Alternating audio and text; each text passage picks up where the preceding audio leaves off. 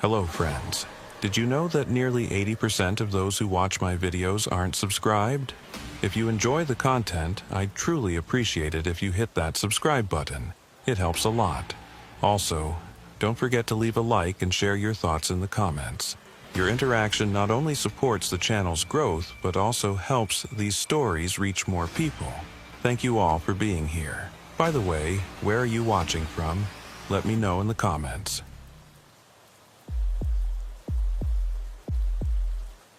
My name is Mason Graves. I've been with the Bureau for 6 years, working out of the Harrisburg field office. Most of my cases involve federal crimes, interstate trafficking, organized crime, the occasional white-collar case that crosses state lines. Standard procedure, predictable outcomes, evidence that follows logic. But this file was different. When it landed on my desk that October morning, it carried a red stamp. Urgent. Missing persons. Potential multi-agency. The weight of it felt wrong in my hands, not because of the thickness, it was only a few pages, but because of what those pages contained. Or rather, what they failed to contain. 3 forestry workers had vanished in Center County, Pennsylvania. Not injured, not delayed by weather, not stranded with a broken-down truck. Vanished. Their last radio contact came at 2:47 p.m. on October 11, 1994, from somewhere along Route 322 near the Tussey Mountain Overlook. The transmission was routine, weather clear, progress on schedule, estimated return by nightfall. They never made it back. The Pennsylvania State Police began their search within hours. Local volunteer groups combed the forest. Helicopters scanned the treetops. On the 3rd day, when no trace was found, no abandoned vehicle, no equipment, no footprints in the dense Appalachian brush, the case was taken over by federal investigators. That's when they called me. I arrived in the area on Friday, October 14th. The fall colors were at their peak, bright reds and golds that tourists were eager to see. But as I crossed the mountains on Route 322, I couldn't shake the feeling that this beauty was a mask. The forests here are old. Not ancient like redwoods, but old enough to remember things, old enough to hold secrets. The local state police station was a low brick building on the outskirts of State College, smelling of burnt coffee and old files. Sergeant Dale Pritchard met me in the parking lot. He was in his 50s, his face weathered from too many winters and too many unsolved cases. We shook hands. Then he led me inside without a word. The conference room was small, with fluorescent lights that buzzed faintly and a map of Center County pinned to the wall. Red circles marked the search zones. Blue pins indicated where volunteer teams had been deployed. Yellow tape outlined Route 322 from State College to the Huntingdon County line. 3 men, Pritchard began, tapping the map near Tussey Mountain. Lumber survey crew, experienced guys, all of them. Wyatt Brennan, crew chief, 42 years old, been doing forestry work for 20 years. Then there's Cole Ritter and Miles Unger, younger guys, mid-30s, but they know the woods. Not the type to wander off or get lost. What were they surveying? I asked, pulling out my notebook. Logging viability for a private contractor. They were mapping old growth sections, checking soil stability, that kind of thing. Routine work. They'd been out there for 3 days, camping near Shingletown Gap. Everything was going fine until they weren't answering their radios. I studied the map. Route 322 was a 2-lane highway that snaked through the mountains, connecting State College to the west. It wasn't a busy road, mostly locals and the occasional tourist, but it was well maintained, clearly marked. Not the kind of place where people just disappear. You said their last transmission was at 2:47 p.m., I said. I said, what exactly did they report? Pritchard pulled a folder from the stack on the table and slid it toward me. Radio logs. The dispatcher recorded everything. Brennan called in, said they were packing up for the day, heading back to their vehicle. He mentioned they were near mile marker 53, just past the Tussey Overlook. Said they'd be back at the State College depot by 1800 hours. I scanned the transcript. The words were mundane, professional. Nothing that suggested trouble, but something about the location stuck with me. Mile marker 53. That's fairly specific. Did anyone verify it? Pritchard hesitated. It was subtle, just a flicker of something behind his eyes. We tried. That's part of the problem. What do you mean? Come on, he said, standing. I'll show you. We drove out to Route 322 in Pritchard's patrol car, heading west from State College. The road climbed steadily into the mountains, the trees pressing in on either side. The sunlight filtered through the canopy in broken shafts, casting the pavement in alternating bands of light and shadow. It was beautiful in the way that remote places are beautiful, untouched, indifferent, vaguely hostile. After about 20 minutes, Pritchard slowed the car and pulled onto the shoulder near a scenic overlook. "This is Tussey Mountain," he said.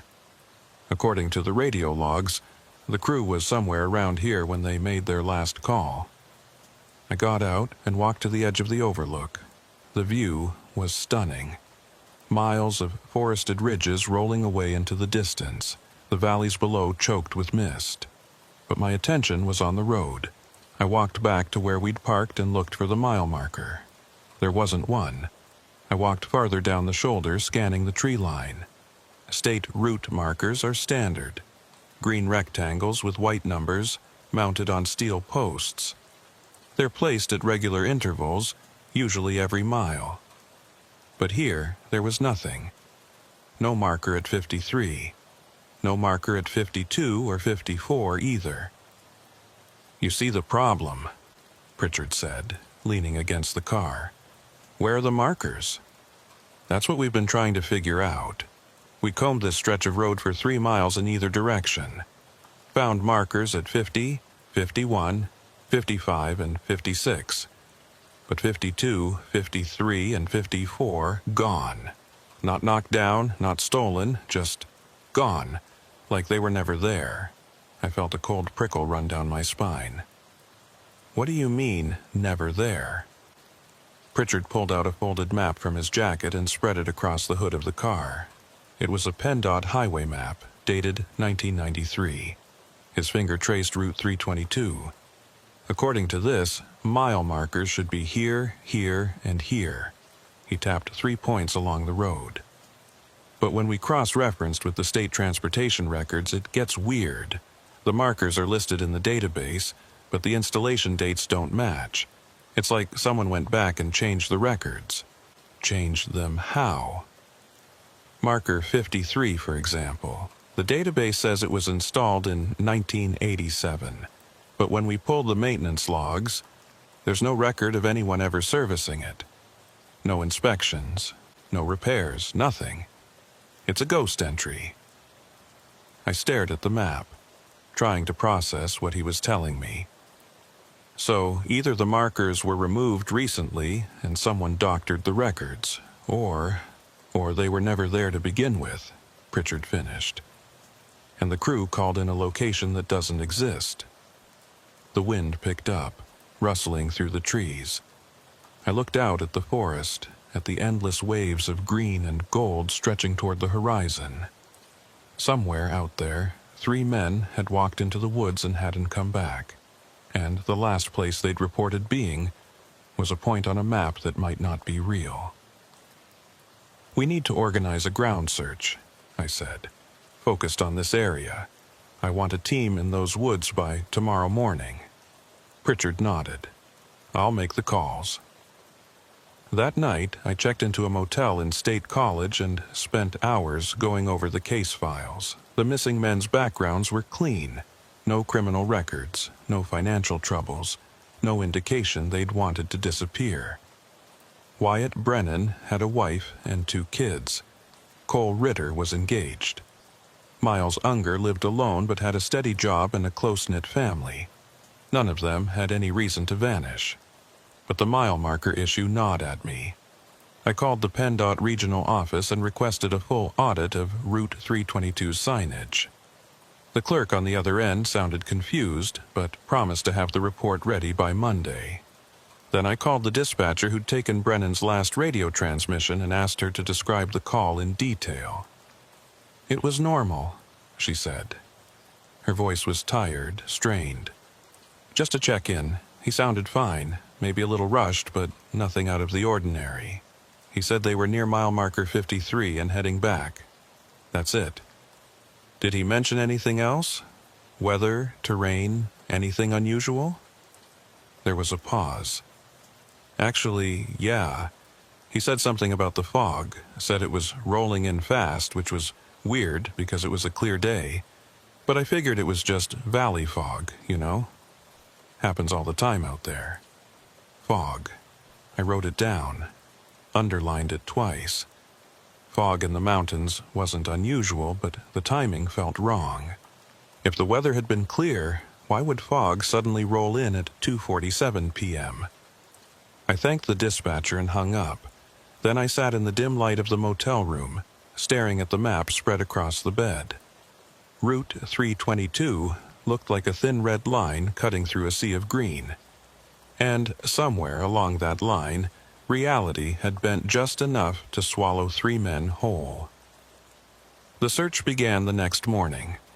I met Pritchard and a team of 6 state troopers at the Tussey Mountain overlook at 0600 hours.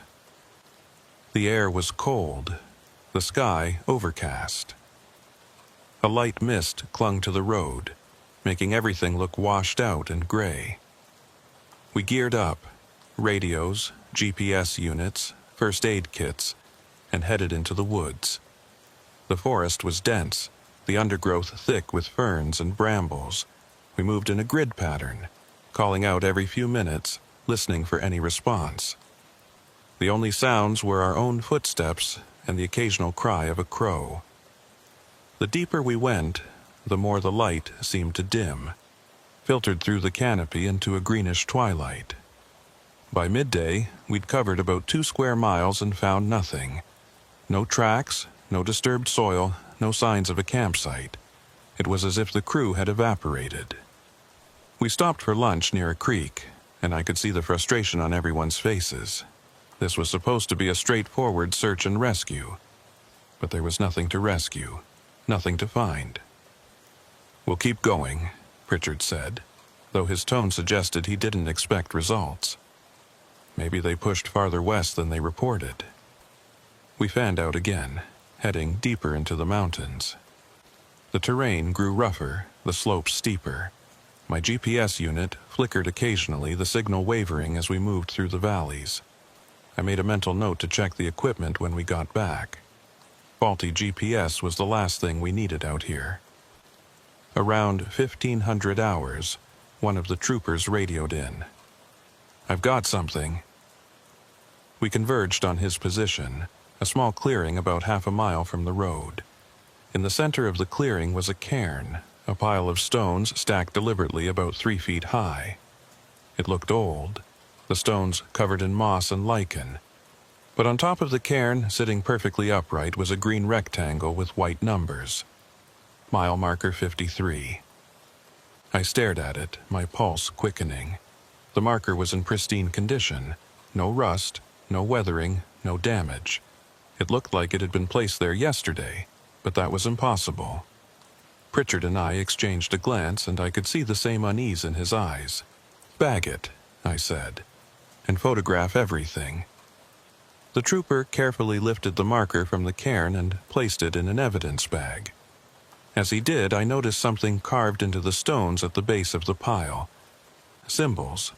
Not letters, not numbers, just crude, angular marks that didn't match any language I recognized. I took several photos, making sure to capture every angle.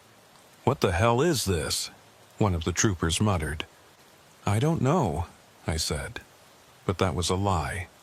I knew exactly what it felt like. It felt wrong, like we'd stumbled into something that had been waiting for us. We continued the search until dusk, but found nothing else. As we hiked back to the vehicles, the forest seemed to close in around us, the shadows deepening with every step. By the time we reached the road, it was nearly dark. I loaded the evidence into my car and told Pritchard I'd be in touch. Driving back to the motel, I couldn't stop thinking about the cairn, about the marker sitting on top of it, clean and perfect, about the symbols carved into the stones. Someone, or something, had put it there, but why? And what did it have to do with the missing crew?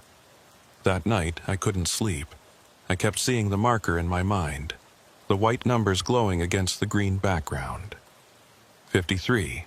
A location that didn't exist. A point on a map that had swallowed 3 men, and now it had revealed itself, like a breadcrumb trail leading into the dark. I got up and spread the photos across the motel desk, studying them under the lamplight. The symbols on the cairn looked almost deliberate, like they were meant to convey something. But what? I wasn't an anthropologist or a linguist. I was just an FBI agent trying to make sense of a case that defied logic. Around 0200 hours, my phone rang. It was Pritchard. "Graves, we've got a problem." I sat up, adrenaline spiking. "What is it?" "One of the troopers who was on the search today. He's gone." My blood ran cold. Gone how? He was staying at a cabin near the search site. His girlfriend called it in an hour ago. Said he went out for a walk around midnight and never came back. "We've got units out looking, but..." Pritchard's voice trailed off. "But what?" His last known location was near the cairn. I didn't say anything. I didn't have to. We both knew what it meant. "I'm coming out there," I said, already reaching for my jacket. "Graves, wait, there's something else." The girlfriend said he was acting strange after we got back. Kept saying he heard something in the woods. Said it was calling him. Calling him? Yeah, like a voice. He couldn't describe it, but he said it wouldn't stop. She thought he was just tired, spooked by the search. But now... Pritchard exhaled slowly. "I don't know what the hell is going on out here, but I don't like it." Neither did I. I hung up and grabbed my keys, heading out into the cold October night. As I drove back toward Tussey Mountain, the fog rolled in thick and heavy, reducing visibility to almost nothing.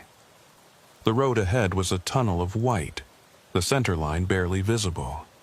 And somewhere out there in the dark and the mist, something was waiting. Something that had taken 3 men, and now maybe a 4th. I reached the search site just after 0300 hours. The fog was so thick I had to slow to a crawl, my headlights barely penetrating the white wall ahead. State police vehicles lined the shoulder of Route 322, their roof lights pulsing red and blue through the mist like distant beacons. Pritchard was standing near the trailhead, speaking into his radio. When he saw me, he waved me over. "Anything?" I asked. He shook his head. "We've got 6 units combing the area, but it's like looking for a needle in a haystack. The fog's making everything worse. Visibility's down to maybe 20 feet. What about K9 units? En route, should be here within the hour." He paused, looking out into the dark woods. "Graves, I've been doing this job for 23 years. I've seen people get lost, get hurt, get stupid, but this feels different." I knew what he meant. There was a weight to the air here, a pressure that made it hard to breathe, like the forest itself was watching us. "Tell me about the trooper. What's his name?" "Jude Callahan, 28 years old. Been with the state police for 4 years. Good kid, solid record. His girlfriend said he was fine when they got back to the cabin around 1900 hours. They had dinner, watched some TV, but around 2300 he started getting agitated. Said he needed to go for a walk, clear his head. She didn't think much of it until he didn't come back." "Did she hear anything, see anything?" "Nothing. She said the cabin was quiet. No strange sounds, no signs of a struggle. He just walked out the door, and disappeared. I pulled out my flashlight and checked the beam. "Show me the cabin." We hiked about a quarter-mile into the woods, following a narrow trail that wound through the trees.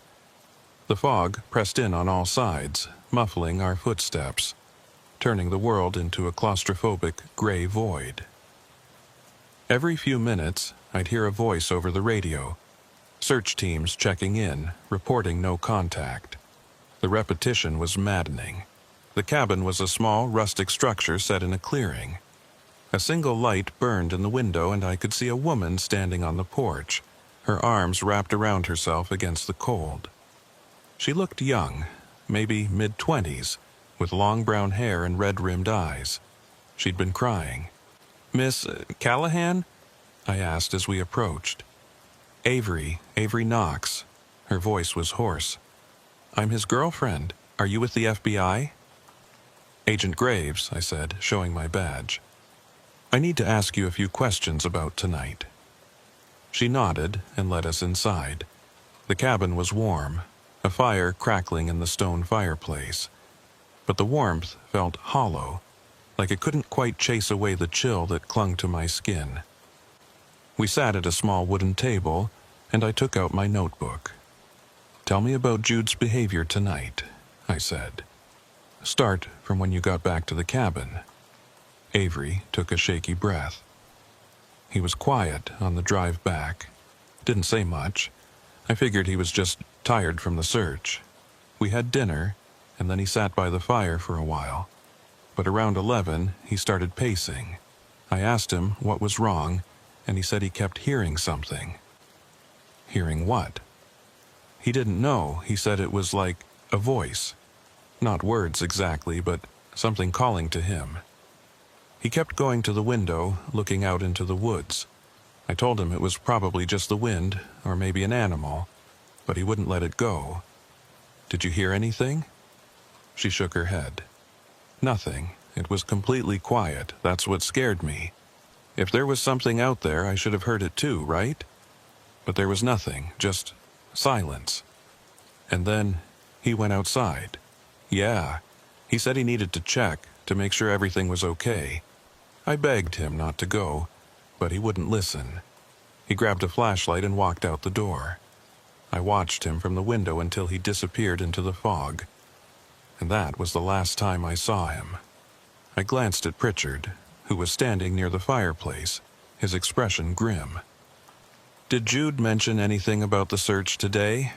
Anything unusual he saw or heard?" Avery hesitated.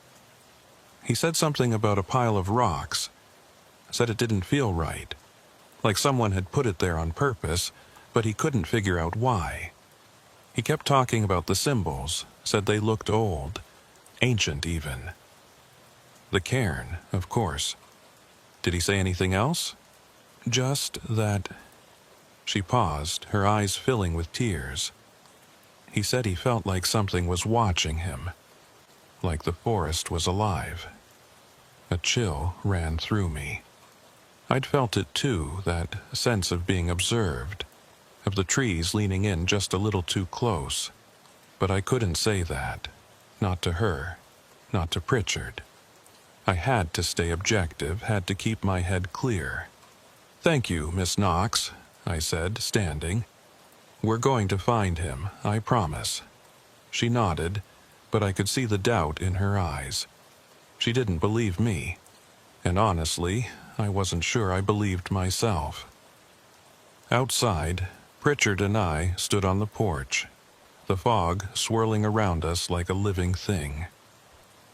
"We need to widen the search," I said.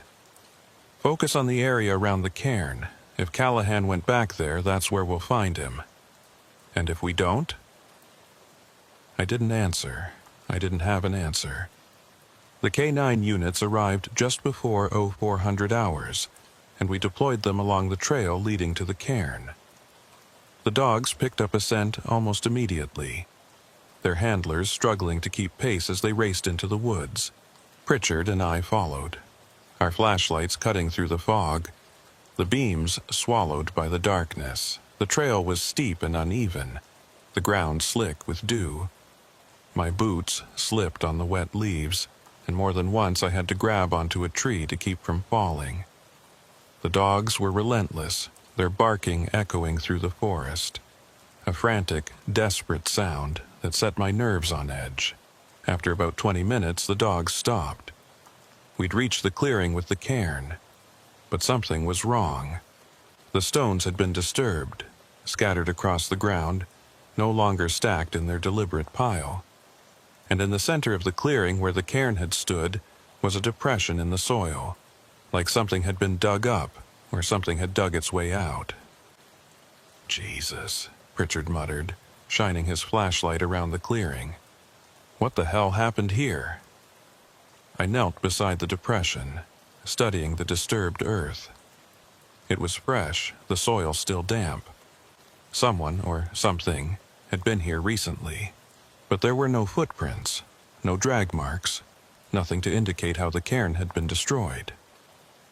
One of the K9 handlers called out from the edge of the clearing.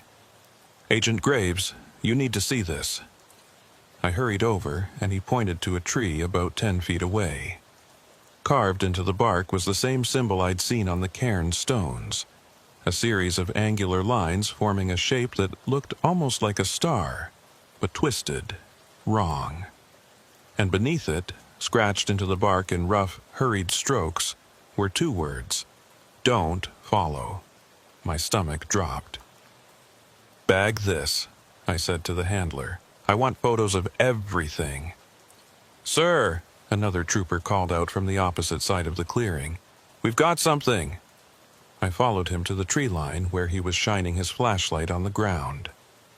There, half buried in the leaves, was Jude Callahan's flashlight. It was still on, the beam pointing uselessly at the sky. I picked it up, my hand shaking. The lens was cracked, the casing scratched, like it had been dropped or thrown. But there was no sign of Callahan. "Spread out," I ordered. "Search every inch of this area. He can't have gone far." But even as I said it, I knew it wasn't true. The forest seemed to stretch on forever, an endless maze of trees and shadows. And somewhere out there, Jude Callahan was lost. Or worse. We searched until dawn, but found nothing. No tracks, no clothing, no signs of a struggle. It was as if Callahan had simply ceased to exist the moment he stepped into the clearing. By the time the sun rose, we were exhausted, cold, and no closer to answers. Pritchard pulled me aside as the search teams regrouped. "Graves, we need to call this in. This is beyond us now. We need more resources, more manpower." "I know," I said, though the words tasted bitter. "But we're missing something. The cairn, the symbols, the missing men, it's all connected. We just need to figure out how. And what if we can't? What if this is something we're not supposed to understand?" I looked at him, saw the fear in his eyes. He was thinking the same thing I was, the thing neither of us wanted to say out loud. That maybe this wasn't a case we could solve, that maybe some things were better left alone. But I couldn't accept that. Not yet. Back at the motel, I spent the morning going over every piece of evidence we'd collected. The mile marker, the symbols, the cairn, the warnings carved into the tree. I laid it all out on the bed, trying to see the pattern, the connection. But the more I looked, the less sense it made. Around noon, my phone rang. It was the PennDOT clerk I'd spoken to earlier. "Agent Graves, I've got that report you requested, but, there's a problem." "What kind of problem?"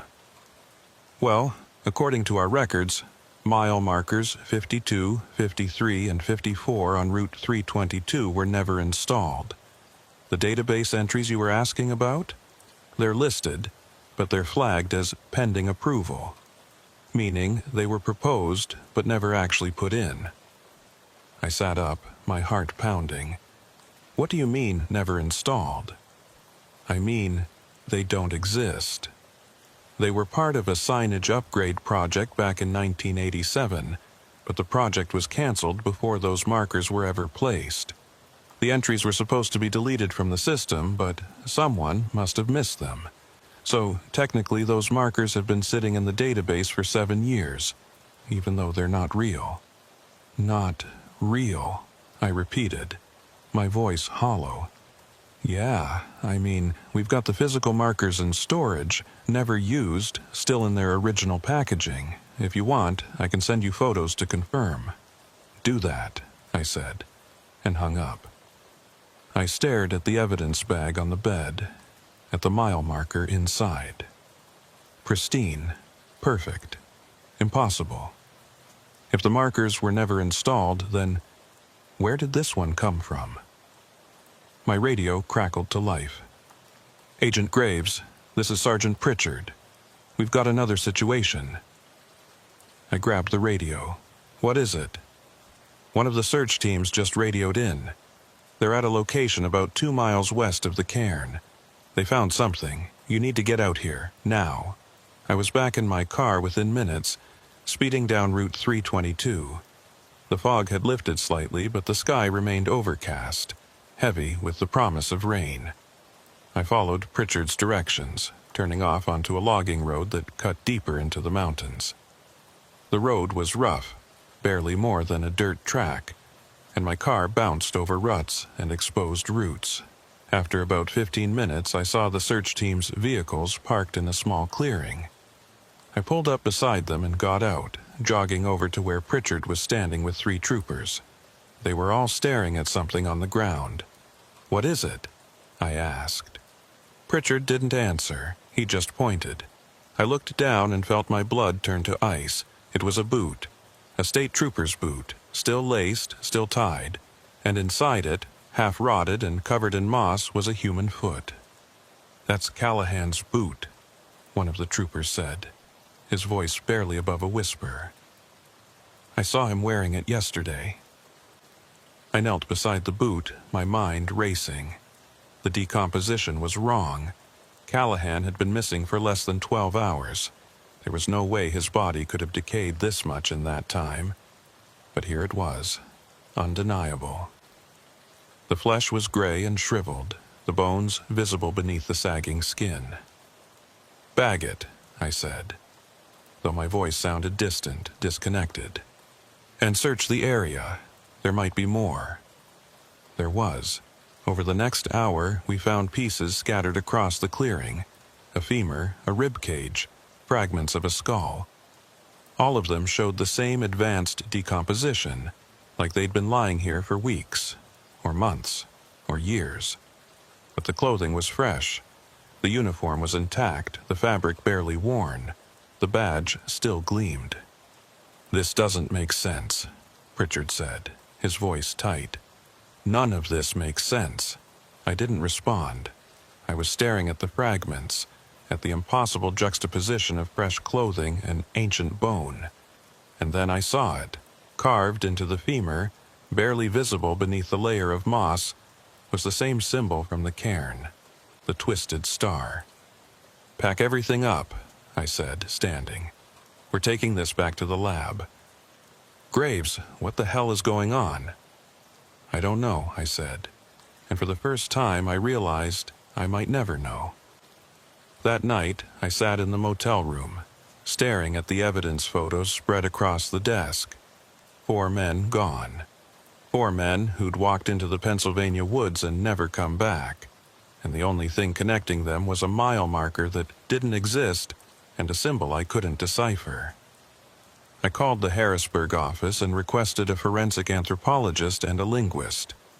If I was going to make sense of this, I needed experts. People who could look at the evidence and see something I was missing. But even as I made the calls, I knew it wouldn't be enough. Because whatever was happening in these woods, it wasn't something that could be explained by science or logic. It was something else. Something older. Something that didn't want to be found. And it was still out there, waiting. The forensic anthropologist arrived 2 days later. Her name was Dr. Evelyn Marsh, a specialist in skeletal analysis from the University of Pittsburgh. She was in her 40s, with sharp eyes and a no-nonsense demeanor that immediately put me at ease. If anyone could make sense of the remains we'd found, it was her. We met at the state police barracks, where the evidence had been temporarily stored in a refrigerated unit. Pritchard and I watched as Dr. Marsh unpacked the fragments, laying them out on a steel examination table with practiced precision. She worked in silence, her gloved hands moving quickly, sorting bone from clothing, cataloging each piece. After about an hour, she looked up. "This is unusual." "Unusual how?" I asked. She picked up the femur, turning it over in her hands. "The decomposition pattern is inconsistent with the timeline you've given me. If these remains have only been exposed for 12 hours, they shouldn't look like this. The soft tissue should be largely intact, with minimal decay. But what I'm seeing here suggests weeks, maybe even months of exposure. Could the environment have accelerated the process? The cold, the moisture? To some extent, yes, but not like this. And there's something else." She pointed to the bone's surface. "See these striations? They're not consistent with natural weathering or animal activity. They look almost deliberate, like something carved them." I leaned closer, studying the marks. They were faint but unmistakable, thin, parallel lines running along the length of the bone. And in the center, barely visible, was the twisted star symbol. "Can you tell me anything about the person this belonged to?" I asked. "Doctors." Marsh set the femur down and pulled out a magnifying glass, examining the skull fragments. "Male, mid to late 20s, Caucasian based on the cranial structure. No signs of trauma to the skull, so cause of death wasn't a blow to the head. But without the rest of the remains, it's hard to say for sure.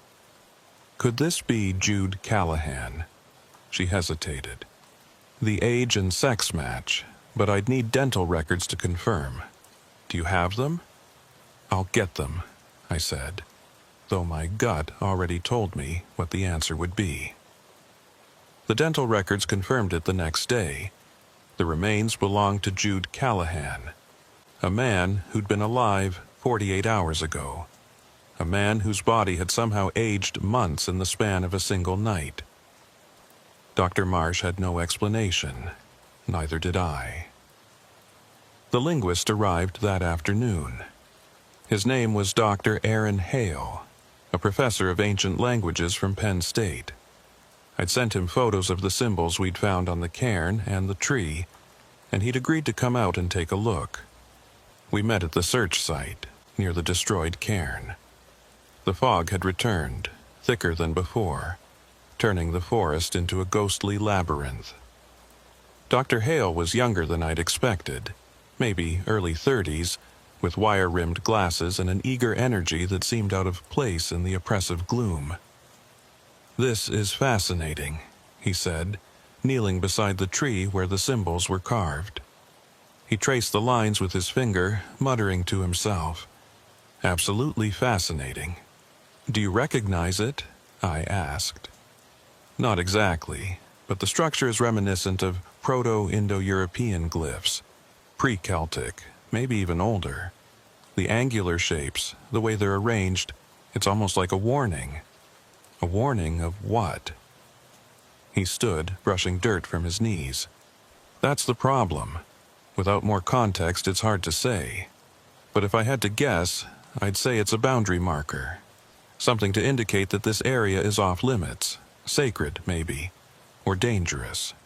"What about the words carved below it? Don't follow." Dr. Hale frowned. "That's modern English. Whoever carved those symbols didn't write that. Someone else did, recently." I felt a chill run through me. Callahan. Possibly. If he came out here and saw the symbols, he might have carved the warning for others. But that raises the question. Why? What did he see that made him think people shouldn't follow? I didn't have an answer. but I had a growing suspicion that Callahan had known more than he'd let on, that he'd seen something out here, something that had terrified him enough to leave a warning, and then he'd walked deeper into the woods anyway. That night, I couldn't sleep. I kept thinking about Callahan's warning, about the symbols, about the mile marker that didn't exist. Every piece of evidence pointed to something impossible, something that defied logic. But I was an FBI agent. My job was to find answers, to follow the evidence wherever it led, even if it led into the dark. Around 0200 hours, I got dressed and drove back out to Route 322. I didn't tell Pritchard, I didn't tell anyone. I just needed to see it for myself, to walk the same path the missing men had walked. Maybe then I'd understand. The fog was so thick I could barely see the road. I drove slowly, my headlights casting weak beams into the white void. When I reached the Tussey Mountain overlook, I pulled over and got out. The silence was absolute. No wind, no animals, no distant hum of traffic, just silence. I turned on my flashlight and started walking down the trail toward the cairn clearing. The forest felt different at night. The trees seemed taller, the shadows deeper. My flashlight beam barely penetrated the darkness, and more than once I had to stop and check my GPS to make sure I was still on the trail. The device flickered, the screen glitching, but it kept working. Barely. After about 20 minutes, I reached the clearing. The cairn was still destroyed, the stones scattered. I knelt beside the depression in the soil and shone my light into it. It was deeper than I'd realized, maybe 3 feet down. The edges were smooth, almost polished, like something had burrowed through the earth. I stood and swept my flashlight across the clearing. That's when I saw it. On the far side of the clearing, just beyond the tree line, was another mile marker, number 53. It was standing upright, perfectly placed, as if it had always been there. But I knew it hadn't. We'd searched this area a dozen times. There was no marker here. I walked toward it, my pulse racing. The closer I got, the more wrong it felt. The air around it was colder, the silence more oppressive. And then I heard it. A voice. It was faint, barely audible, like a whisper carried on the wind. But it was there. Calling, I froze, my breath catching in my throat. The voice was coming from beyond the marker, deeper into the woods. It wasn't speaking words, not exactly. It was more like a hum, a resonance that vibrated through my chest. And it was pulling me forward. I took a step. Then another. My flashlight beam wavered, the batteries dying. The voice grew louder, more insistent. I could feel it in my bones, in my skull, a pressure building behind my eyes. Another step. The marker was right in front of me now. I reached out to touch it, my fingers brushing the cold metal. And then, my GPS unit screeched, the screen flashing white. I stumbled back, the spell broken. The voice stopped. The silence returned. I ran. I didn't think, didn't look back.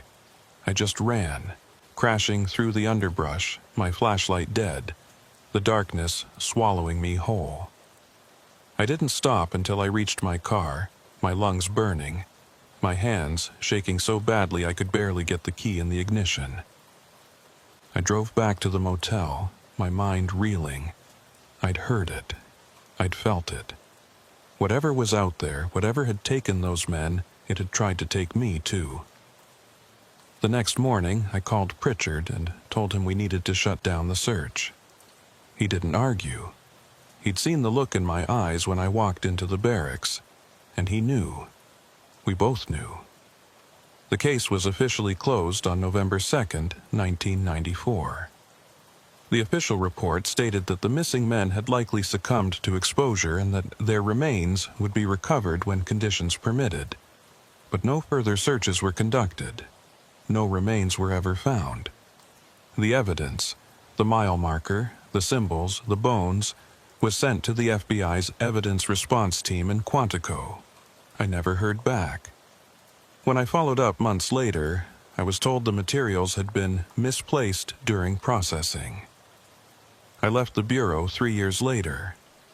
I couldn't do it anymore, couldn't keep pretending that the world made sense, that there were answers to every question. Because I knew better now.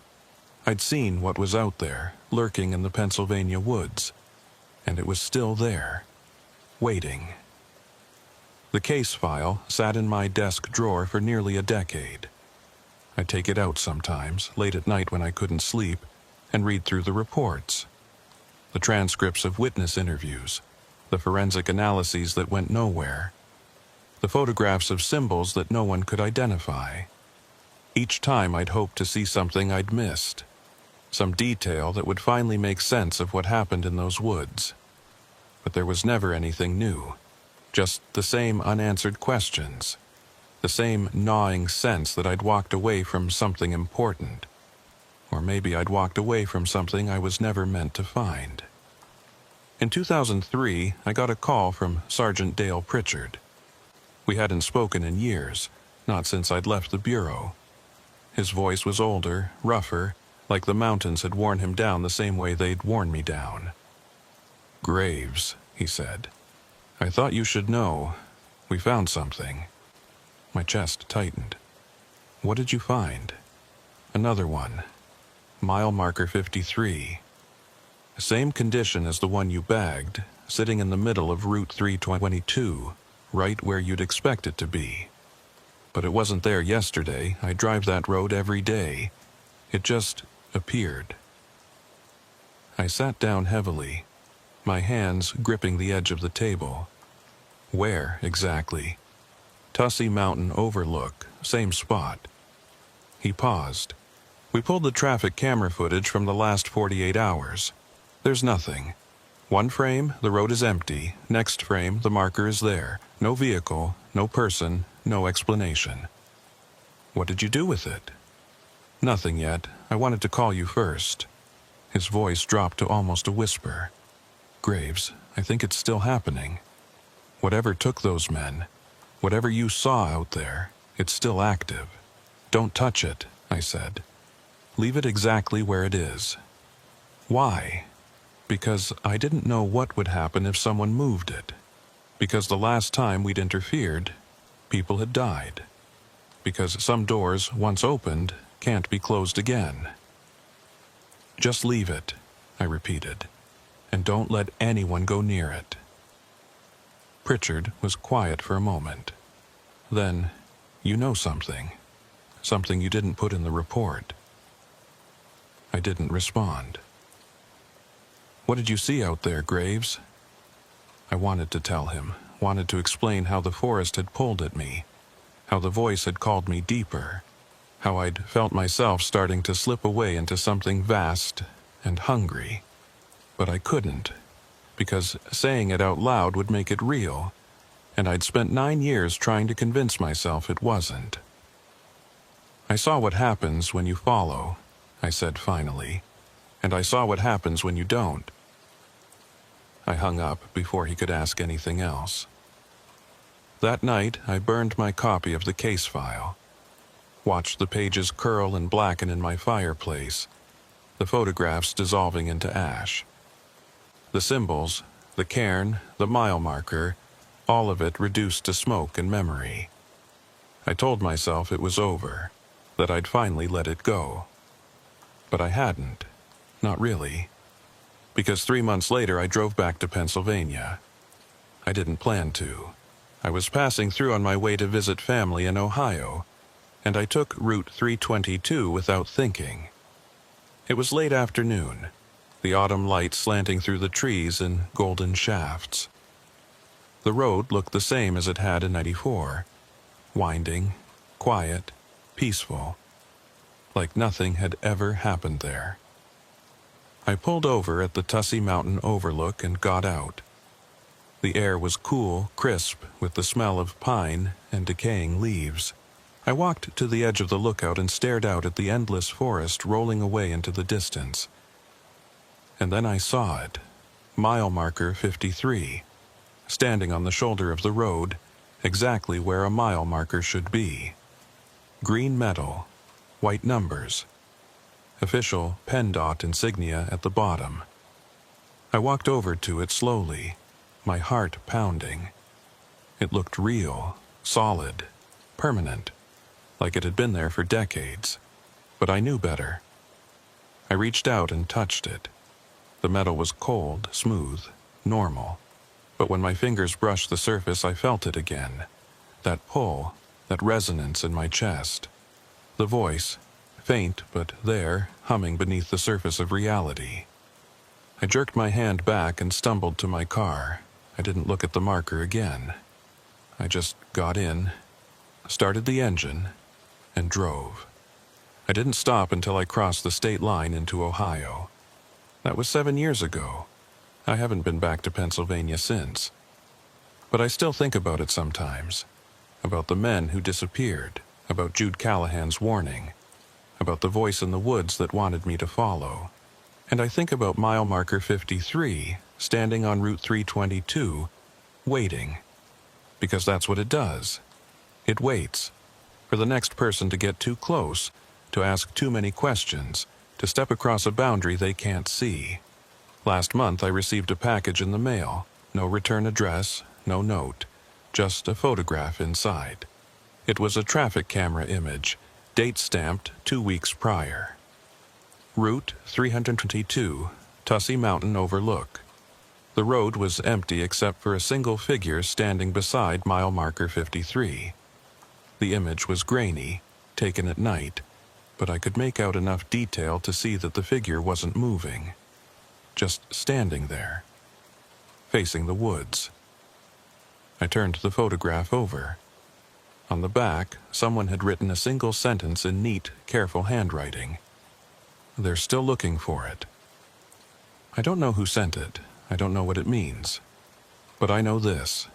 The case isn't closed. It never was. Because 5 days ago, I got a call from the Pennsylvania State Police.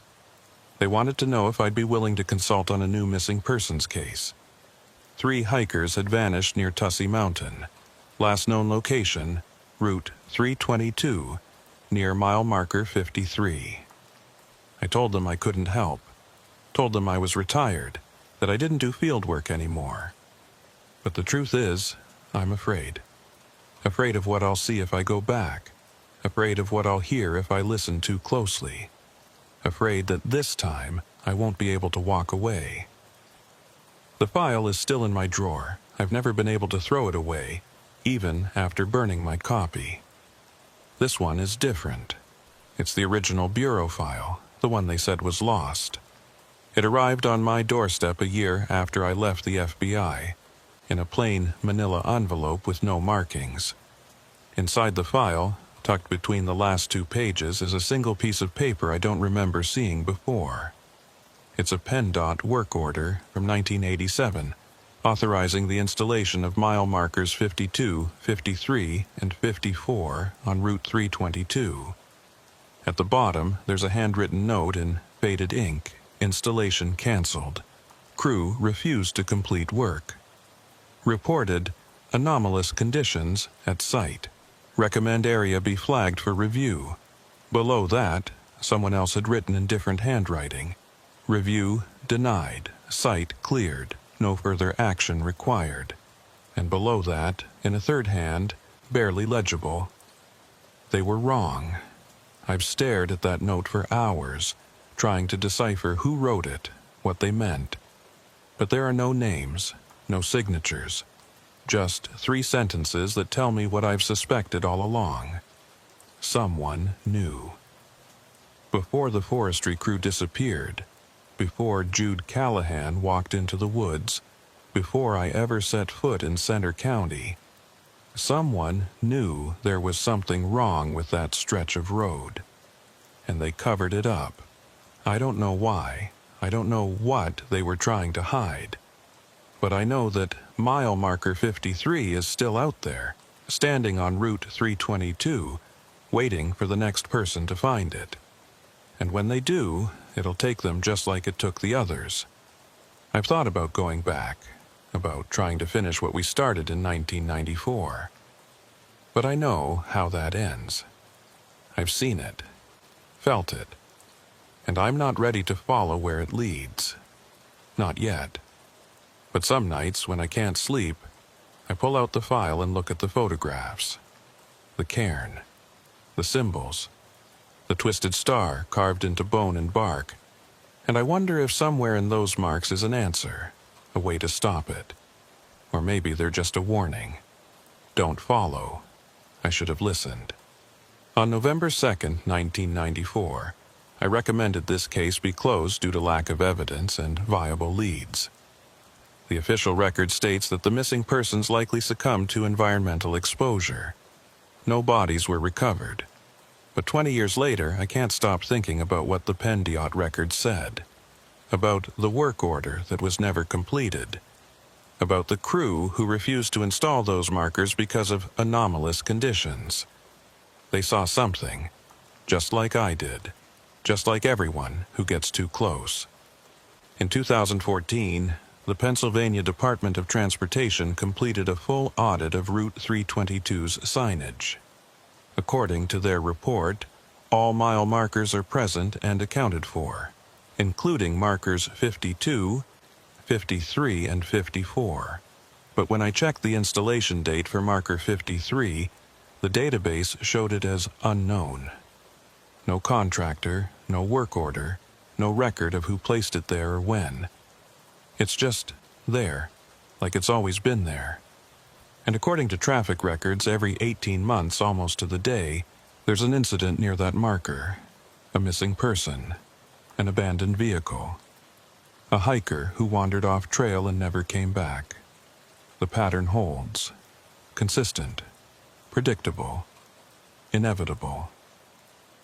I wanted to believe there was an explanation, a rational cause for everything we found. But I was wrong. Some places don't follow the rules. Some places exist outside the boundaries of what we understand. And Route 322, somewhere near the Tussey Mountain Overlook, is one of them. The Bureau closed the case.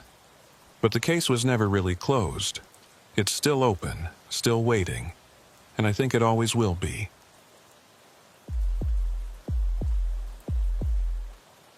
I'm Dalton Briggs, and I've been conducting federal investigations for 9 years. Most of that time has been spent in Pittsburgh, working cases that make sense. Embezzlement, interstate fraud, organized crime networks that operate with predictable patterns. Numbers on spreadsheets, bank records, wire transfers, things you can track, verify, prove in court. The Hermitage steel plant case was nothing like that. It started with a phone call from the Pennsylvania Public Utility Commission on March 8, 1996. A billing analyst named Ruth Kellerman had flagged an anomaly in the electricity consumption records for an abandoned industrial facility in Mercer County. The Hermitage steel plant had been shuttered since May 1, its machinery sold off, its buildings left to rust. Yet according to PUC records, the facility was still drawing power. A lot of power. How much are we talking about? I asked Kellerman during our initial call. Approximately 240,000 kilowatt-hours per month, she said. That's roughly equivalent to a facility running 2 full production shifts. I wrote the number down, underlining it twice. For how long? That's the strange part, Agent Briggs. The consumption pattern started in December 1995, about 4 years after the plant closed. Before that, there was minimal draw, just security lighting, maybe some administrative offices. But then, suddenly, it spiked, and it's been consistent ever since. Who's paying the bill? That's where it gets complicated. The account is still registered under Hermitage Steel Corporation, which went bankrupt in '82. The payments are being automatically divided from an escrow account set up during the bankruptcy proceedings. Nobody's monitoring it. The money just goes out every month. I leaned back in my chair, staring at my notes. An abandoned steel plant drawing enough power to run active production lines. payments coming from a dead company's escrow account.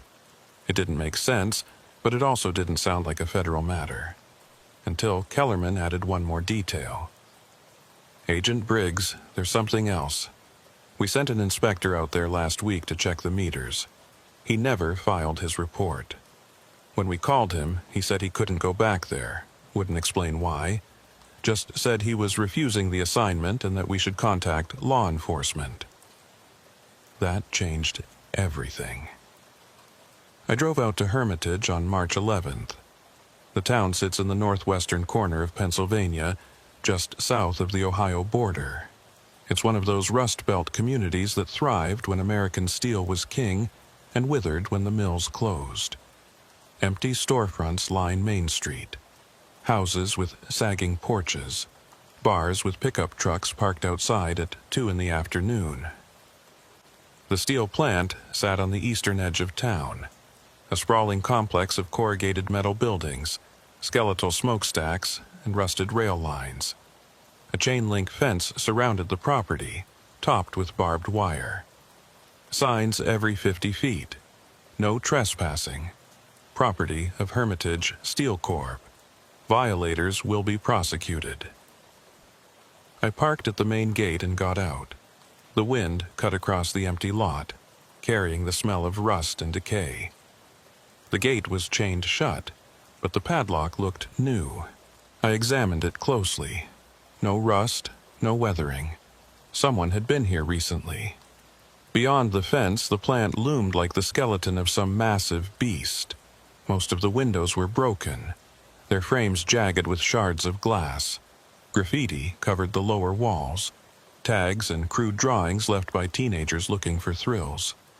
But higher up, on the second and third floors, I could see lights, faint yellow, flickering slightly, like fluorescent tubes struggling to stay lit. I pulled out my phone and called the local sheriff's office. A deputy named Warren Teague answered. "Sheriff's office. This is FBI Special Agent Dalton Briggs. I'm at the Hermitage Steel Plant conducting a federal investigation. I need to speak with whoever's responsible for securing the property." There was a pause. The steel plant. That place has been locked down for years. Nobody goes in there. Well, someone's been paying the electric bill, and I can see lights on inside. Another pause, longer this time. "I'll be there in 10 minutes. Deputy Teague arrived in a Mercer County Sheriff's cruiser. A stocky man in his 40s with a weathered face and cautious eyes, he got out slowly, looking at the plant like it might bite him. "You said you see lights?" he asked. I pointed to the upper floors. "Third floor, east wing, fluorescent by the look of it." Teague squinted, then nodded. "Huh. Yeah, I see 'em. That's new." New as in recent. New as in I've driven past this place 100 times, and I've never seen lights on before. He walked over to the gate, examining the chain. "This lock's been changed. We cut the old one off about 6 months ago after some kids got in and nearly fell through a rotten floor. Put our own lock on, keyed to the department. But this isn't ours. Can you get us in?" Teague looked at me, then at the plant, then back at me. "You sure you want to go in there?" Why wouldn't I? Because the last guy who went in there, the utility inspector, came out looking like he'd seen a ghost. Told the sheriff he heard things. Machinery running, voices talking, footsteps on metal catwalks, said it sounded like the plant was still operating. I felt a cold trickle down my spine, but kept my expression neutral. "Did the sheriff follow up?" "Sent a patrol in to check. They didn't find anything. No squatters, no equipment running, no sign of recent activity. But they also said they heard things, echoes, maybe. The place is huge. Sound carries weird in buildings like that. But it spooked them enough that the sheriff decided not to send anyone else in unless absolutely necessary." "It's necessary now," I said. "I need to verify the electrical consumption and determine who's using the facility. If you'd prefer, I can go in alone." Teague sighed, pulling a pair of bolt cutters from his trunk. No, I'll go with you. But we stick together, and if anything feels off, we leave. Deal? Deal. He cut the chain, and the gate swung open with a metallic shriek that echoed across the empty lot. We walked through, our footsteps crunching on gravel and broken glass. The main building loomed ahead, its entrance a massive roll-up door large enough to drive a truck through. It was closed, but a smaller personnel door beside it stood slightly ajar. I drew my sidearm. Teague did the same. We approached the door slowly, listening. The wind whistled through broken windows above us, but beneath that, I heard something else. A low hum, almost subsonic, like machinery running far away. I pushed the door open. The interior was dark, the only light coming from the doorway and the broken windows high above. Dust hung in the air, thick enough to see. The space was enormous, a cathedral of rust and shadow. Overhead, massive steel beams crisscrossed the ceiling. Below, the remnants of the production floor stretched into the darkness. Conveyor systems, hydraulic presses, smelting furnaces all silent and still. Except they weren't entirely still. As my eyes adjusted, I noticed something wrong. The machinery looked old, covered in rust and grime, but some of the control panels were lit, green LEDs glowing faintly in the gloom. Digital readouts displaying numbers that scrolled slowly across tiny screens. Jesus, Teague whispered. That's new. We moved deeper into the plant, our flashlights cutting through the darkness. The hum grew louder, resonating through the floor beneath our feet. And then I heard it. A voice. Distant, muffled, like someone speaking through a wall. I froze, raising my hand to signal Teague. We listened. The voice came again, clearer this time. Male, calling out instructions. Section 4, advance the line. Check the temperature on furnace 2. I looked at Teague. His face had gone pale. That's not possible, he said. There's nobody in here. We checked. But the voice continued, joined now by others. A woman's voice responding. Temperature holding at Dowdy 200, ready for next batch. Another man, farther away. Conveyors jammed on the west side. Need a maintenance crew. The voices overlapped, creating a cacophony of industrial dialogue. Orders given, reports received, machinery adjusted. It sounded like a fully staffed production shift. But there was no one here. Just us, standing alone in the darkness. We need to find the source, I said, my voice steady despite the adrenaline coursing through me. Could be a recording, something rigged to play on a loop. Teague nodded, though he didn't look convinced. We followed the voices through the plant, navigating between silent machines and around rusted equipment. The sound seemed to come from everywhere and nowhere, echoing off the walls, distorting in the vast space. At one point, I thought I saw movement on one of the catwalks above. A shadow passing in front of a broken window, but when I aimed my flashlight up, there was nothing. The voices led us to the east wing, where the lights were visible from outside. We climbed a metal staircase, each step groaning under our weight. The second floor was more intact than the ground level. Offices and administrative spaces, their doors hanging open or missing entirely. Papers littered the floor, yellowed and brittle. A calendar on one wall still showed November 1991. The voices were louder here. I could hear them through the walls, clear as day. Men and women discussing production quotas, equipment malfunctions, break schedules. Normal factory conversation. Except there was no one here. We reached the third floor. The lights were brighter now, fluorescent tubes buzzing overhead. Some of them flickered, casting the hallway in strobing shadows. At the end of the hall, a door stood closed. Light spilled from the gap beneath it, and from inside, I heard the voices, right there just beyond the door. I approached slowly, Teague behind me. I reached for the handle, my hand trembling slightly. The metal was warm to the touch. I turned it, pushed the door open, and the room was empty. It was a conference room, with a long table and metal chairs. Whiteboards on the walls covered in faded writing. Production schedules, safety protocols, efficiency charts. The fluorescent lights buzzed overhead, casting harsh white light across the space. But there was no one there. The voices had stopped the moment I opened the door. Teague exhaled slowly. What the hell is this? I walked into the room, examining every corner. No speakers, no recording equipment, no hidden devices. Just an empty room with old furniture and flickering lights. I pulled out my radio and keyed the mic. "This is Agent Briggs. I'm inside the Hermitage steel plant, 3rd floor, east wing. Requesting backup and a technical team. We've got an active electrical system and unexplained audio phenomena." "Copy?" Static answered me. I tried again, nothing. "Radio's dead," I said. Teague checked his own. Same result. "Mine too. Interference, maybe?" Maybe, but I didn't believe it. We searched the rest of the floor, finding more empty rooms, more lights burning for no reason. In one office, a computer monitor was on, displaying a login screen for a system that shouldn't have power. In another, a coffee maker sat on a desk, the pot half full, steam rising from the spout. I touched the pot. It was hot. "We need to leave," Teague said. His voice was tight, controlled.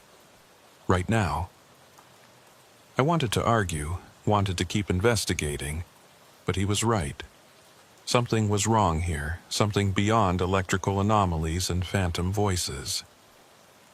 We retraced our steps, descending the stairs, moving quickly through the ground floor toward the exit. And then the voices started again. Behind us, around us, everywhere. The factory coming to life, shift workers arriving, machinery warming up. I heard the clang of metal on metal, the hiss of hydraulics, the rumble of furnaces igniting. But when I looked back, there was only darkness and silence. We ran. Didn't stop until we burst through the personnel door and into the daylight. The sounds cut off immediately, like a switch had been flipped. We stood in the parking lot, breathing hard, staring at the building. "What did we just hear?" Teague asked. I didn't have an answer, not one that made sense. That night, I sat in my motel room, writing my initial report. But I couldn't find the words to describe what had happened. Phantom voices weren't something you put in an FBI field report. Mysterious coffee pots and glowing computer screens weren't evidence of a crime. They were impossible. But they had happened. I'd seen them, heard them. And I had a witness. I called the Pittsburgh field office and requested a full investigation team. Agents with technical expertise, audio analysis capabilities, and experience with industrial facilities. They told me they'd have a team on site within 48 hours. In the meantime, I went back to the plant, alone. I arrived just after midnight, parking at the gate. The chain was still cut, the lock hanging loose. I grabbed my flashlight, my sidearm, and a digital recorder. If there were voices in there, I was going to capture them. The plant was darker at night, more oppressive. My flashlight beam seemed weaker, swallowed by the vast emptiness. I moved through the ground floor quickly, heading straight for the east wing staircase. The voices started before I reached the second floor. Louder this time, clearer. I could make out individual words, sentences, entire conversations. And I recognized some of the voices, not personally, but the cadence, the terminology. These were real steel workers talking about real work, but they were talking about it in present tense, as if the plant was still operating. I reached the third floor and positioned myself outside the conference room. The recorder was running, the red light blinking. I listened. "Temperatures dropping on furnace 3. Need to adjust the oxygen mix." "Copy that. Increasing flow by 15%. How's the yield on the last batch? 92%, well within spec.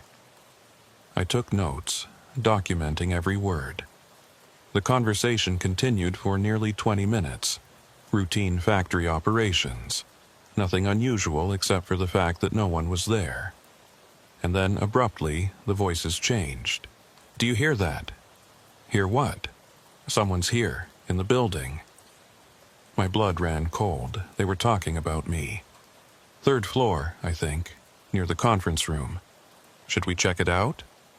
No, let's just finish the shift. Keep your head down. The voices dropped to whispers, too quiet for me to make out. I stood frozen, my heart pounding, the recorder still running. And then footsteps. Metal footsteps on the catwalk above me, moving quickly, purposefully, coming closer. I bolted, ran down the stairs, through the ground floor, out into the night. I didn't stop until I was in my car, doors locked, engine running. I sat there, shaking, staring at the plant. The recorder was still in my hand. I rewound it and hit play. Static, just static. 20 minutes of white noise. The voices weren't on the recording. The technical team arrived on March 13th. 4 agents from the Pittsburgh office. Lawson Hale, a senior investigator with 20 years in the Bureau, Harper Quinn, an electronics specialist, Marcus Sloan, a forensic analyst, and Avery Knox, a junior agent with a background in industrial engineering. I briefed them in the parking lot of the Hermitage Motor Lodge, laying out everything I'd observed: the electrical consumption, the phantom voices, the coffee pot, the failed recordings. Hale listened without interrupting, his expression unreadable. When I finished, he glanced at the others, then back at me. You're telling me you heard full conversations, multiple speakers, but got nothing on the recorder? That's correct. And Deputy Teague corroborated the voices? He did. I can have him come in if you want a formal statement. Hale nodded slowly. We'll need that. But first, let's go see this place for ourselves. Quinn, bring the electromagnetic scanner and the thermal imaging camera. Sloan, I want you documenting everything. Knox, you're with me and Briggs. We geared up and drove to the plant in 2 vehicles. The day was overcast, the clouds low and heavy with the promise of rain. The plant looked different in daylight, less menacing, more pathetic. Just a ruined building slowly being reclaimed by nature. But the lights were still on. We cut a new chain and entered through the same personnel door I'd used before. The interior was exactly as I remembered. Vast, dark, filled with the hulking shapes of abandoned machinery. But this time, with 5 of us and professional equipment, it felt more manageable, less like stepping into another world. Quinn immediately pulled out the electromagnetic scanner and began sweeping the area. The device crackled and chirped, detecting the ambient electrical field. She frowned at the readout. This is weird. I'm getting massive EM readings, but they're not consistent. It's like the power is cycling on and off, but there's no pattern. And the source? She turned in a slow circle, watching the scanner. It's everywhere. The entire building is lit up. What does that mean? Knox asked. It means the electrical system is active, but it shouldn't be. There's no main power line connected to the grid, at least there shouldn't be. Hale pulled out a flashlight. Let's find the electrical room, see what's actually running. We navigated through the ground floor, following Quinn's directions.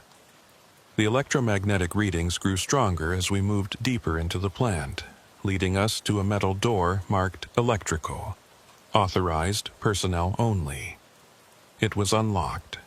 Inside, the electrical room was surprisingly intact. Circuit breakers lined the walls, their labels faded but still legible.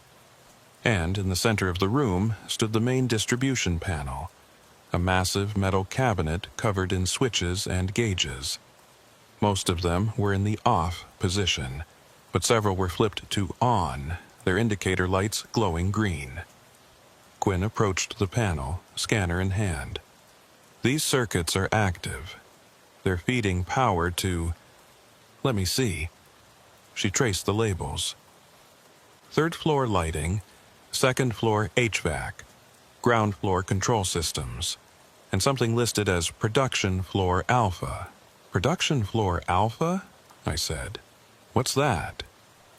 Knox pulled out a set of blueprints we'd obtained from the county records office. She unfolded them on the floor, and we crouched around them.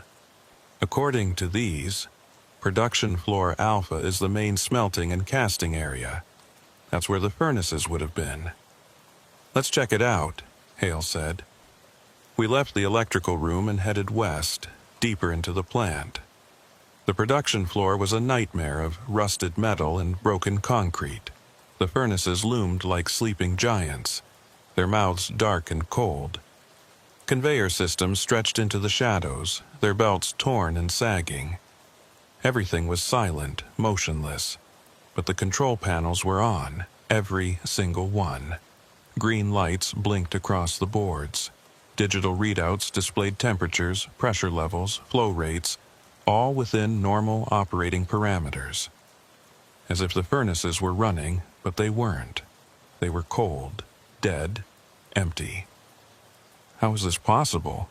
Sloan muttered, taking photographs. These systems require active monitoring. Someone had to input these values. Or something's feeding them false data, Quinn suggested. She connected a diagnostic cable to one of the control panels and pulled up the system logs on her laptop. Her eyes widened. Oh my God, what? Hale asked. The logs show continuous operation, daily, multiple shifts. The last entry was... She checked the timestamp. 43 minutes ago, someone logged a temperature adjustment on Furnace 2. We all stared at the cold, dark furnace. That's impossible, Knox said, but the logs didn't lie. According to the system, Hermitage Steel Plant had been operating at full capacity for the past 4 months, producing steel, running shifts, maintaining equipment, despite being abandoned for 5 years. And then the voices started. They were faint at first, distant. But they grew louder, converging on our position. I heard footsteps on the catwalks above, metal clanging against metal. And voices, clear, distinct, immediate. Who's on the floor? Is that maintenance? No, I think it's corporate. Inspectors, maybe. Shit. Everyone, stay sharp. Don't want them seeing anything out of spec. Hale drew his weapon. Show yourself, FBI. The voices stopped. The footsteps ceased. Silence fell over the production floor, heavy and absolute. Spread out, Hale ordered. Find the source. There has to be someone here. We split up, each of us taking a section of the floor. I moved along the eastern wall, checking behind equipment, scanning the shadows with my flashlight. Nothing. No one. Just rust and decay. Agent Briggs. I spun around. The voice was right behind me, close enough that I should have felt breath on my neck.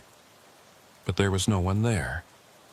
Agent Briggs, you shouldn't be here. It was a man's voice, calm and matter-of-fact. I aimed my flashlight in the direction of the sound, but the beam illuminated only empty air. Who are you? I demanded. Someone who understands what this place is, what it needs. Show yourself. I can't. None of us can. We're not here. Not the way you are. My skin prickled. What does that mean? It means you need to leave. Now. Before you become part of it. Part of what? But the voice didn't answer. Instead, the machinery around me began to hum. The furnaces ignited with a roar, flames erupting from their mouths, heat washing over me in a wave. The conveyor belts started moving, their metal surfaces grinding and shrieking. And above, on the catwalks, I saw figures. Dozens of them. wearing hard hats and safety goggles, moving with purpose, working invisible controls. I stumbled backward, my pulse racing. This wasn't possible. None of this was real, but the heat was real, the sound was real, the figures above me were real. "Briggs!" Hale's voice cut through the chaos. "Fall back. Everyone out." I ran, we all ran, converging on the exit, the sounds of the factory roaring behind us.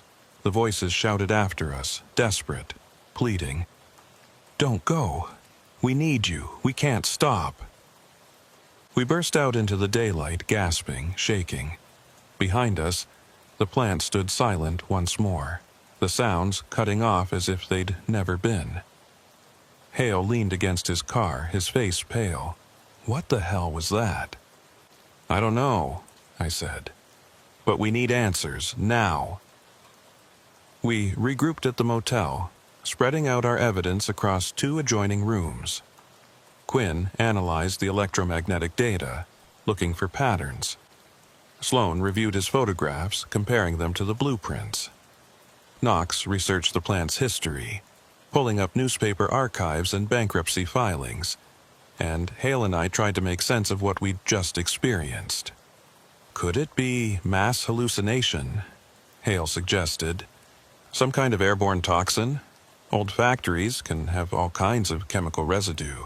We'd need exposure over time, Quinn said without looking up from her laptop. And it wouldn't explain the electrical activity. That's measurable, objective. The circuits are really on. Then who's turning them on? Hale asked. No one had an answer. Knox spoke up from the corner, where she'd been scrolling through old news articles on her laptop. "I found something, an incident from 991, just before the plant closed." "What kind of incident?" I asked. "An explosion in one of the furnaces. Killed 12 workers, injured 20 more. According to the reports, it was a catastrophic failure. Improper maintenance, cost-cutting measures, ignored safety protocols. The company tried to cover it up, but OSHA launched an investigation. That's what triggered the bankruptcy. 12 workers, Sloan repeated. All killed at once. And the plant closed a month later, Knox continued. The bodies were recovered, funerals were held, but there was a lot of anger in the community. Families sued, workers picketed. Some people said the company abandoned the dead, that they rushed the cleanup and demolition to avoid further liability." I felt a chill. When did the power consumption start? Quinn checked her notes. December 95, 4 years after the explosion. 4 years, I said. That's how long it would take for the bankruptcy proceedings to settle, for the legal battles to die down, for people to move on. Hale stood up. "You're saying what? That the ghosts of dead workers are running the plant?" "I'm saying we need to find out what happened to those 12 workers, where they're buried, if there was anything unusual about the aftermath." Knox was already typing. "Give me a minute." We waited in tense silence while she searched. Finally, she looked up, her expression troubled. "There's a problem. According to the records, only 11 bodies were recovered." "What happened to the 12th? Hale asked. "Unknown. The reports say the remains were too badly damaged to identify. The family held a memorial service with an empty casket, but there was never a burial. The body was..." She scrolled down. "It was supposed to be in the county medical examiner's custody, pending identification through dental records. But there's no follow-up, no confirmation that it was ever claimed." "Where's the ME's office?" I asked. "Mercer County Courthouse, downtown Hermitage." "Let's go." The Mercer County medical examiner was a woman named Dr. Patricia Rourke, a no-nonsense professional in her 60s who'd held the position since 1989. She met us in her office, a cramped space lined with filing cabinets and anatomical charts. "I remember the Hermitage steel explosion," she said when we explained our visit. Worst industrial accident I've ever had to process. 12 victims, most of them burned beyond recognition. We used dental records, fingerprints, anything we could to identify them. The records say only 11 were identified, I said. What happened to the 12th? Dr. Rourke's expression darkened. That's complicated. We had 12 bodies initially, but when we went to match the dental records for the last victim, a man named Victor Dane, we couldn't make an identification. The teeth didn't match. Neither did the bone structure. So it wasn't Victor Dane. No, it was him. We confirmed it later through DNA, but the body we had in the morgue, it wasn't his, or rather it was, but it also wasn't. I don't know how else to explain it. Try, Hale said. Dr. Rourke sighed. The body was wrong, anatomically wrong. The bones were fused in places they shouldn't be. The organs, what was left of them, were in the wrong positions. And there was metal. Not shrapnel from the explosion, but metal that had somehow integrated into the tissue, like the body had been part of the machinery. The room went silent. What did you do with it?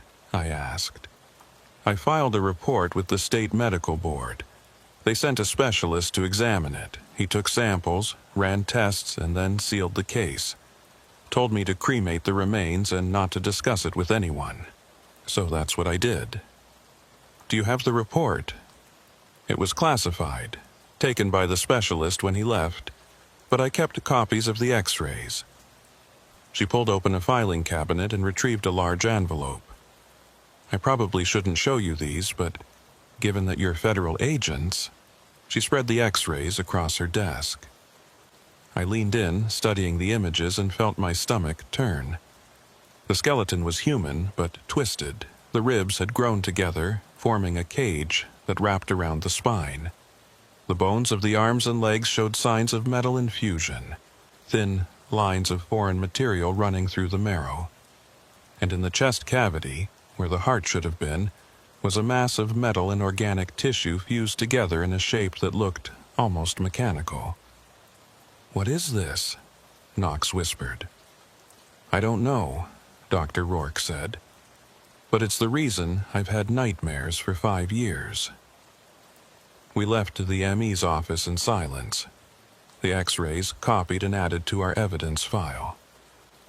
Back at the motel, we spread them out again, trying to make sense of what we'd seen. "The factory did something to him," Quinn said, "to Victor Dane. It changed him, integrated him into the machinery. Or he integrated himself," Sloan suggested. "What if he didn't die in the explosion? What if he survived but was so badly injured that he merged with the systems?" "That's insane," Hale said. "Is it? We've seen the voices, the figures, the electrical activity. What if they're not ghosts? What if they're imprints, recordings somehow embedded in the machinery? And what if Victor Dane is the source?" I thought about the voice I'd heard. "You need to leave, before you become part of it." "We need to go back," I said, "tonight, and we need to find Victor Dane." We returned to the plant at 2100 hours. 6 of us this time, the original team plus Deputy Teague, who'd insisted on coming despite his obvious fear. We brought more equipment, additional lights, recording devices, a portable generator, and enough batteries to keep everything running for hours. If we were going to capture evidence of what was happening here, we needed to be prepared. The chain-link gate stood open. We hadn't left it that way. "Someone's been here," Teague said, his hand moving to his sidearm. "Or something," Quinn muttered. We approached cautiously, our flashlights cutting through the darkness. The plant looked different at night, more alive somehow. The windows on the upper floors glowed with that same sickly yellow light, and I could hear the distant hum of machinery even from the parking lot. Inside, the transformation was complete. The ground floor was no longer dark and abandoned. Lights blazed from overhead fixtures. The machinery that had been silent and rusted now gleamed, cleaned, and functional. And everywhere I saw movement. Figures in work clothes operating controls, checking gauges, moving between stations with practiced efficiency. But when I looked directly at them, they flickered. Like images on a failing television, their forms stuttering between solid and translucent. "Jesus Christ," Teague breathed. "They're really here." The workers seemed aware of us, but unconcerned. They went about their tasks, calling out to one another, adjusting equipment. One man walked right past me, so close I could have reached out and touched him. He was middle-aged, with a thick mustache and scarred hands. He glanced at me briefly, his eyes sad, and then continued on.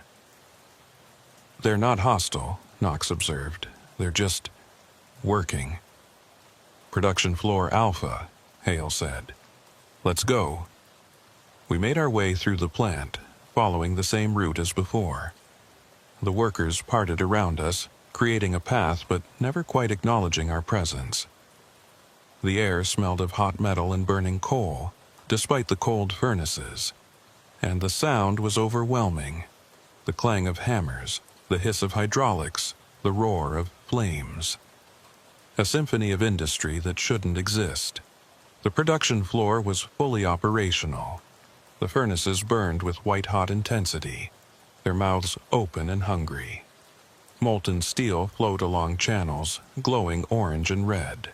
The conveyor belts moved in smooth coordination, carrying ingots and billets to the next station. It was a perfectly functioning factory, frozen in 1991, and yet somehow still running. And in the center of it all, standing before the main control panel, was a man. He was tall, thin, dressed in the remnants of a foreman's uniform. But there was something wrong with him. His skin had a metallic sheen, like polished steel. His eyes glowed faintly, reflecting the light of the furnaces. And when he moved, I heard the sound of gears clicking, servos whirring. He was part human, part machine. Integrated. "Victor Dane," I said. The man turned to face me. His expression was tired, worn. "You know my name. We've been looking for you, trying to understand what happened here." "What happened?" He laughed, a hollow sound. "I died. We all died.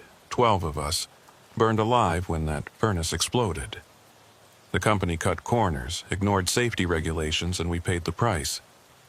But I didn't want to go. Not like that. Not for nothing." "So you stayed," Quinn said softly. "I didn't have a choice. When you die in a place like this, when your blood soaks into the machinery, when your last breath is ash and fire, you become part of it. The factory claimed me, claimed all of us. And we've been here ever since, running the shifts, maintaining the systems, because that's what we know. That's all we have left." "But the plant is closed," Knox said. "It's been closed for 5 years. Not to us. To us it never stopped. Every night we come back. We clock in, we work our stations, we produce, and every night we die again when the shift ends. Over and over, forever." I felt a wave of horror wash over me. "You're trapped here. We're bound here," Victor corrected. "By our deaths, by our rage, by the company that killed us and then forgot we existed. And as long as the machinery has power, we'll keep working. We don't have a choice." "Then we'll cut the power," Hale said. "Shut down the electrical system." Victor's eyes flared. "No, you can't.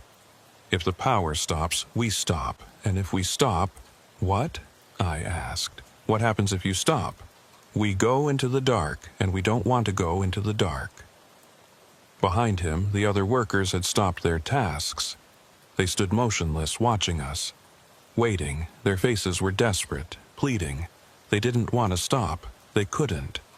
"There has to be another way," Knox said. "Some way to release you." "There isn't," Victor said. "We tried. God, we tried. But the factory won't let us go. It needs us. It feeds on us. And now, he looked past us toward the entrance.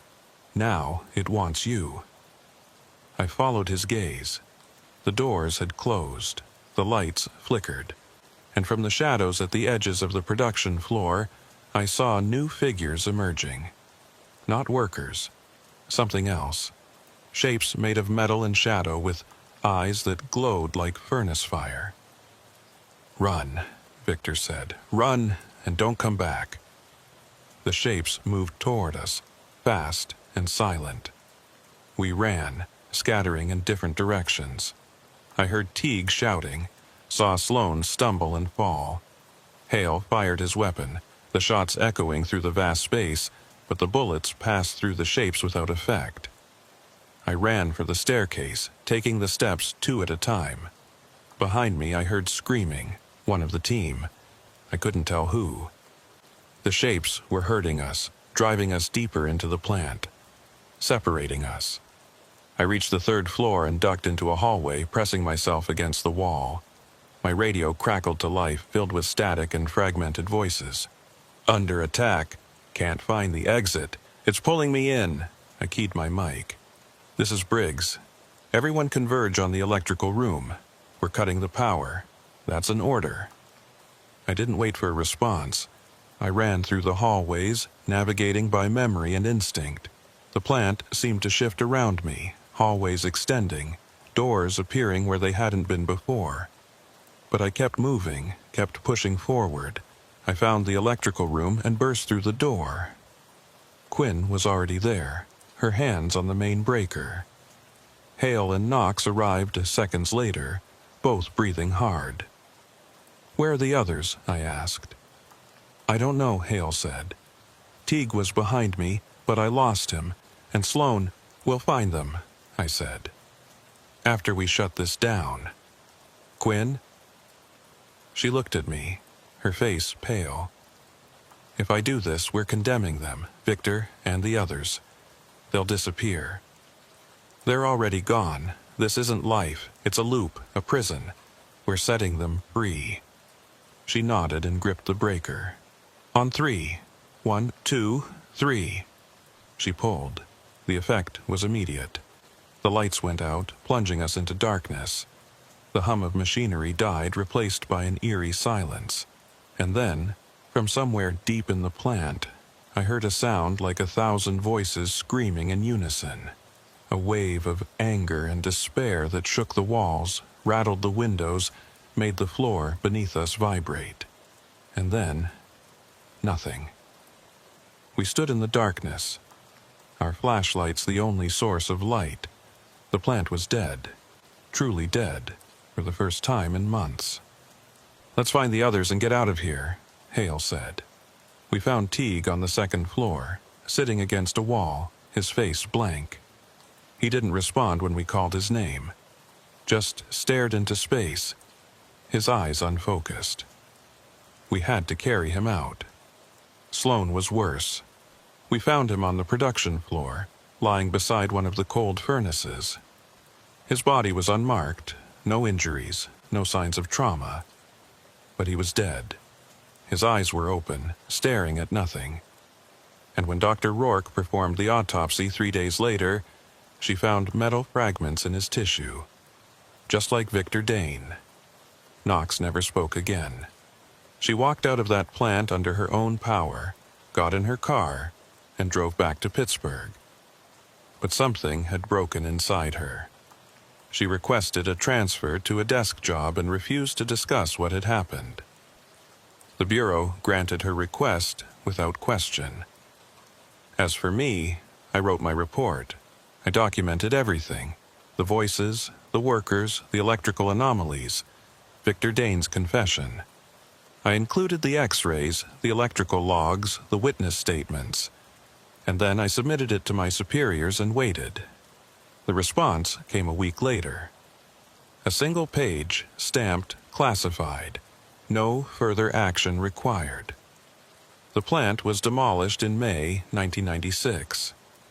A controlled implosion, carried out by a private contractor under federal supervision. The machinery was scrapped, the materials hauled away.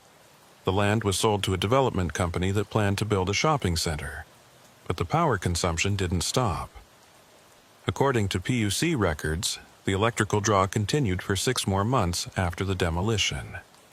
200,000 kilowatt hours per month, pulled from a facility that no longer existed. And then, in November 1996, it finally stopped. No one knows why. I left the FBI in '98. Not because I wanted to, but because I couldn't do the work anymore. Every case I touched felt hollow, meaningless. How could I investigate bank fraud or organized crime when I knew there were things in the world that defied explanation? Things that couldn't be fought with evidence and testimony. The Hermitage case stayed with me. I'd wake up in the middle of the night, hearing the voices, seeing Victor Dane's metallic eyes. I'd drive past factories and feel my skin crawl, wondering if anyone was trapped inside, working invisible shifts, dying over and over. In 2003, I received a letter. No return address, no signature. Just a single sheet of paper with a few lines of text. The factory is gone, but we're still here. In the steel. In the machines. In every piece that was salvaged and sold. We go where the metal goes. And we're waiting. Thank you for trying. VD. I burned the letter immediately, but the message stayed with me. I started researching, digging into records of the demolition and the disposal of the plant's materials. Most of it had been sold as scrap to recycling facilities across the Midwest. Melted down, reformed, incorporated into new products. Steel beams, car frames, appliances. The factory had been distributed across the country, its molecules scattered and repurposed. And wherever that steel went, strange things followed. In 2004, a high-rise in Cleveland reported unexplained electrical surges. Workers on the night shift claimed to hear voices in the walls, see figures moving through empty floors. The building's steel frame had been constructed using recycled materials from Pennsylvania. In 2006, an auto plant in Detroit shut down after multiple workers reported seeing apparitions on the assembly line. Men in outdated work clothes, operating machinery that didn't exist. The plant had recently upgraded its equipment, including hydraulic presses made from reclaimed steel. The pattern repeated itself. Factories, construction sites, industrial facilities, all experiencing the same phenomena. Voices, figures, electrical anomalies. And in each case, when I traced the materials back, they led to Hermitage. I tried to warn people, contacted the FBI, OSHA, even the EPA, but no one would listen.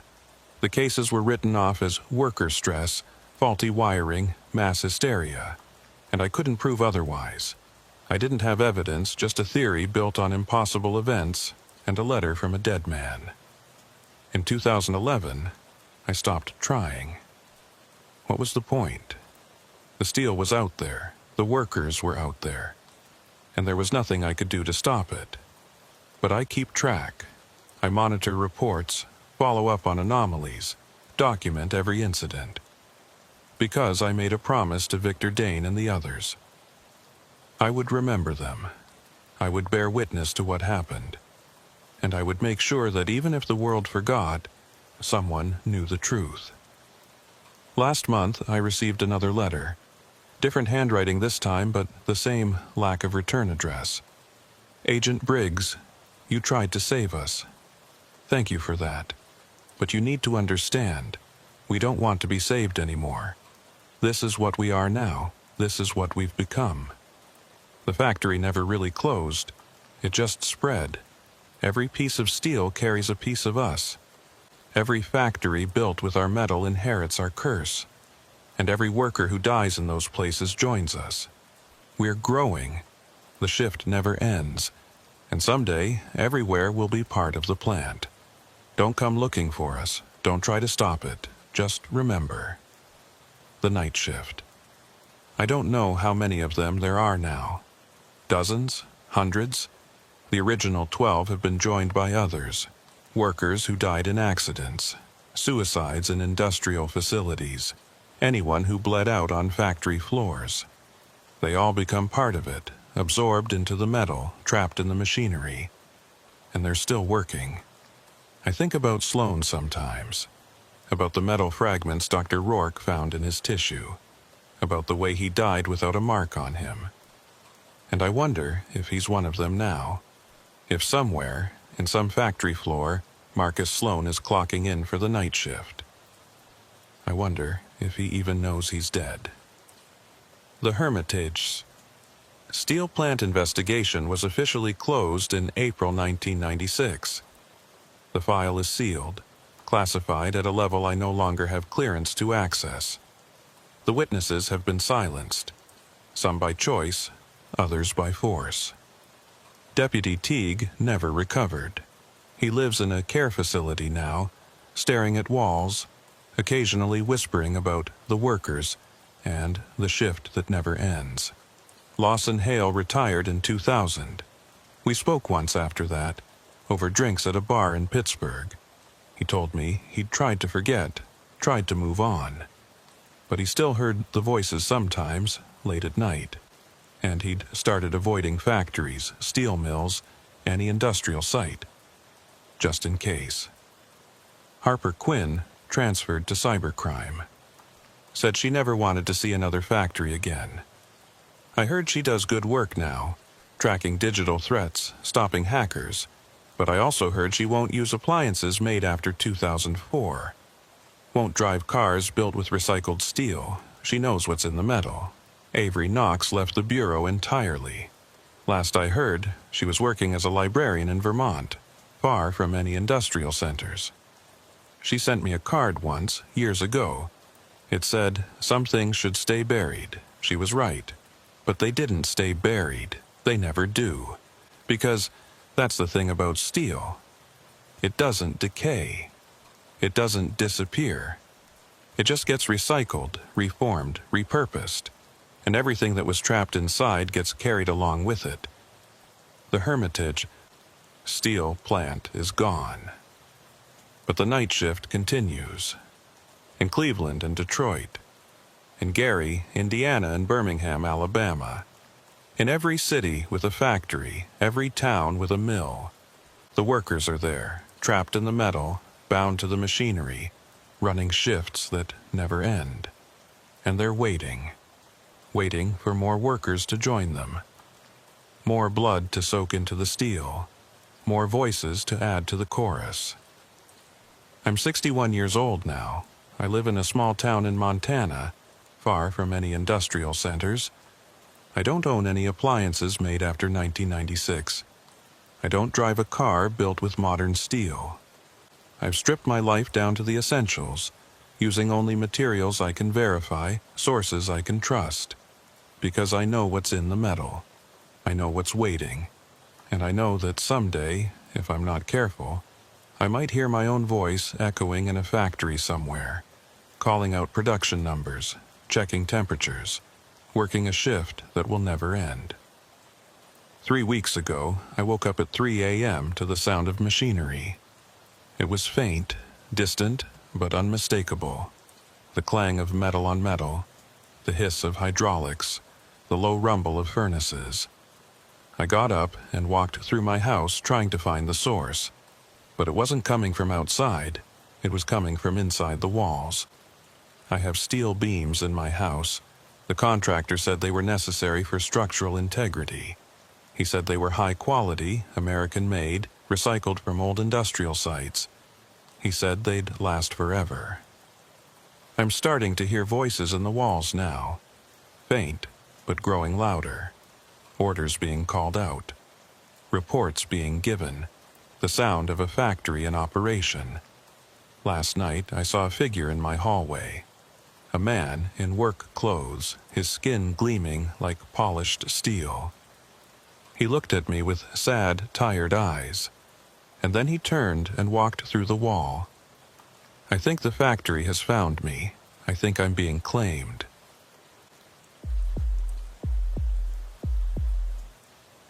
My name is Archer Sloan. I've been with the FBI for 11 years, stationed primarily in the Pittsburgh field office. My background is in missing persons cases, cold cases mostly.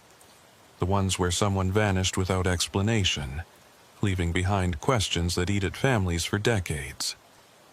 I've learned to live with ambiguity, with cases that never quite close, but nothing prepared me for what we found beneath Kinswa Lake. It started with a drought.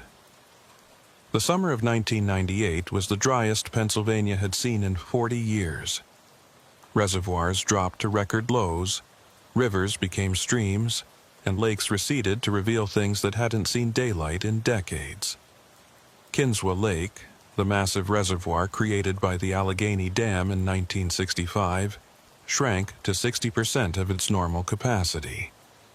And as the water withdrew, something emerged. The call came from the Army Corps of Engineers on June 22nd. A surveyor named Martin Cruz had been documenting the exposed lakebed when he discovered structures, buildings, foundations, streets. This wasn't unusual. Everyone knew that several small communities had been flooded when the dam was built, their residents relocated under eminent domain. But these structures didn't match any of the known settlements. They weren't on the maps. They weren't in the historical records. They shouldn't exist. I drove up to Warren County on June 24th. The landscape was stunning. Dense forests covering steep hills, the Allegheny River cutting through valleys, and the lake itself now reduced to a shadow of its former size. The exposed lake bed was a surreal moonscape of cracked mud and scattered debris, tree stumps, rusted equipment, the skeletal remains of flooded forests. Martin Cruz met me at the Corps of Engineers field office, a temporary structure near the dam. He was in his mid-50s, weathered and practical, not the type to jump at shadows. But when he spread the survey photos across the table, his hands were shaking. "I've been doing this work for 23 years, he said. "I've surveyed dozens of reservoirs. I know what drowned towns look like. But this," he tapped one of the photos, "this is different." The image showed a town square, intact, buildings with walls still standing, windows empty but frames preserved, a church steeple rising from the mud, streets laid out in a grid pattern, and in the center a fountain, dry but complete, with something carved into its base. "Where is this?" I asked. "About 3 miles southeast of the main dam, in what used to be the eastern arm of the lake. The water's down far enough that you can walk right into it. But Agent Sloan," he looked at me directly, "this town isn't on any of our records. When the Corps flooded the valley in 1965, we relocated 6 communities. We have documentation for every building, every family, every acre. But this place, it doesn't exist in our files." Could it have been missed during the initial surveys? No, the Corps was meticulous. We had to be. There were legal challenges, protests, people fighting the dam. We documented everything. If a town this size had been here, we would have known about it. I studied the photographs. The architecture looked right for the 1950s or early 60s. Simple, functional buildings, typical of rural Pennsylvania. But the preservation was remarkable. Usually, 30 years underwater destroys everything. Wood rots, brick crumbles, metal corrodes. But these structures looked almost maintained. "I need to see it," I said. We drove out to the access point that afternoon, following dirt roads that wound through the receding shoreline. The exposed mud was gray and cracked, littered with the detritus of decades. Bottles, cans, fishing gear, the occasional tire. The air smelled of stagnant water and decay, and then I saw it, rising from the mud like a memory. The town was real. Not ruins, not foundations, actual buildings standing upright, their walls intact. I counted at least 20 structures arranged around a central square. The church dominated the skyline, its white paint peeling but the structure sound. Next to it, a general store with faded lettering still visible. Harmon's Goods and Supplies, a post office, a diner, houses with front porches and yards, now filled with dried mud. Jesus, I muttered. Cruz led me into the square. Our boots squelched in the wet mud, and the silence was oppressive. No birds, no wind, just the distant hum of the dam's turbines. As we walked, I noticed details. Mailboxes still standing beside doors. A swing set in one yard, chains rusted but the seats intact. A bicycle leaning against a fence. "It's like they just left," Cruz said. "No signs of hurried evacuation, no vandalism. Everything's in place." We approached the fountain in the center of the square. It was circular, made of stone, with a statue in the middle. A woman holding a pitcher, water frozen in mid-pour. Carved into the base was a name, Eden Hollow, Astede. 1889. I pulled out my notepad and wrote it down. Eden Hollow, does that mean anything to you? Cruz shook his head. "I've never heard of it, and I've studied every community in this valley." We walked to the nearest building, the general store. The door was unlocked. Inside, the shelves were still stocked. Canned goods, their labels faded but legible. Boxes of soap powder, glass bottles of soda, a cash register sat on the counter, its drawer slightly open, revealing coins and bills. I picked up one of the bills, $1, dated 1964. "This doesn't make sense," I said. "If the town was flooded in 1965, why is everything still here? Why wasn't it looted or cleared out?" "That's what I've been trying to figure out," Cruz said. "But there's something else. Come on." He led me to the church. The front doors stood open, revealing an interior filled with mud-stained pews. Hymnals sat in the racks, Bibles on the altar. And on the walls, photographs. Dozens of them. Framed portraits of families, individuals, groups. All smiling, all frozen in time. I approached one of the photos. A family of 4, mother, father, 2 children. The father wore a suit, the mother a floral dress. The children looked young, maybe 5 and 7. They stood in front of this very church, the summer sun bright behind them. "Do you recognize any of them?" I asked Cruz. "No," and I checked the Corps' relocation records. None of these faces appear in the documentation. It's like these people never existed. I photographed the portraits, making sure to capture every detail. Then I noticed something strange. Every photo had the same date scrawled in the corner. June 1965. June 1965, I said. That's when the dam was completed, when the flooding began. Right. So why would they be taking family photos if they knew their town was about to be underwater? I didn't have an answer. We spent the next 2 hours exploring the town. Every building was the same, fully furnished, stocked, preserved, kitchens with dishes in the cabinets, bedrooms with clothes in the closets, a schoolhouse with textbooks on the desks and chalk still sitting on the tray. It was as if everyone had simply walked away, leaving everything behind. But the most disturbing discovery came in the post office. Cruz and I entered through the back door, finding a sorting room with cubbies full of mail. I picked up a letter at random. It was addressed to Mrs. Eleanor Vance, 14 Maple Street, Eden Hollow, PA. The return address was from Harrisburg. I opened it carefully. The letter was dated June 10, 1965. It read, "Dear Eleanor, we received your inquiry about the relocation assistance. Unfortunately, Eden Hollow is not listed in our records as a community affected by the Kinsua Dam project. We have no documentation of your town's existence, and therefore cannot provide compensation or relocation support. If you believe this is an error, please contact our office with property deeds, census records, or other proof of residence. Sincerely, Pennsylvania Department of Community Affairs.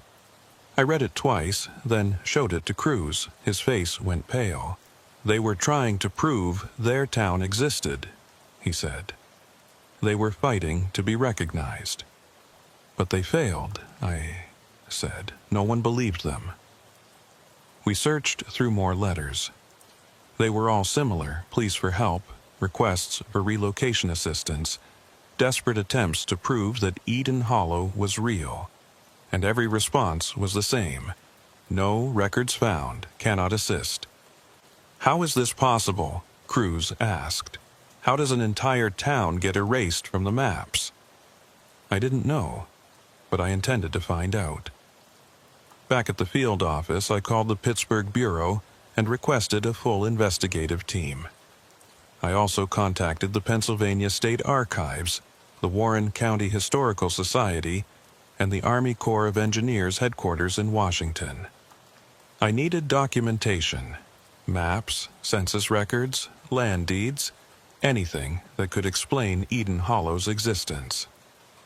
The responses came back over the next 2 days, and they were all the same: no records found. The State Archives had no census data for Eden Hollow.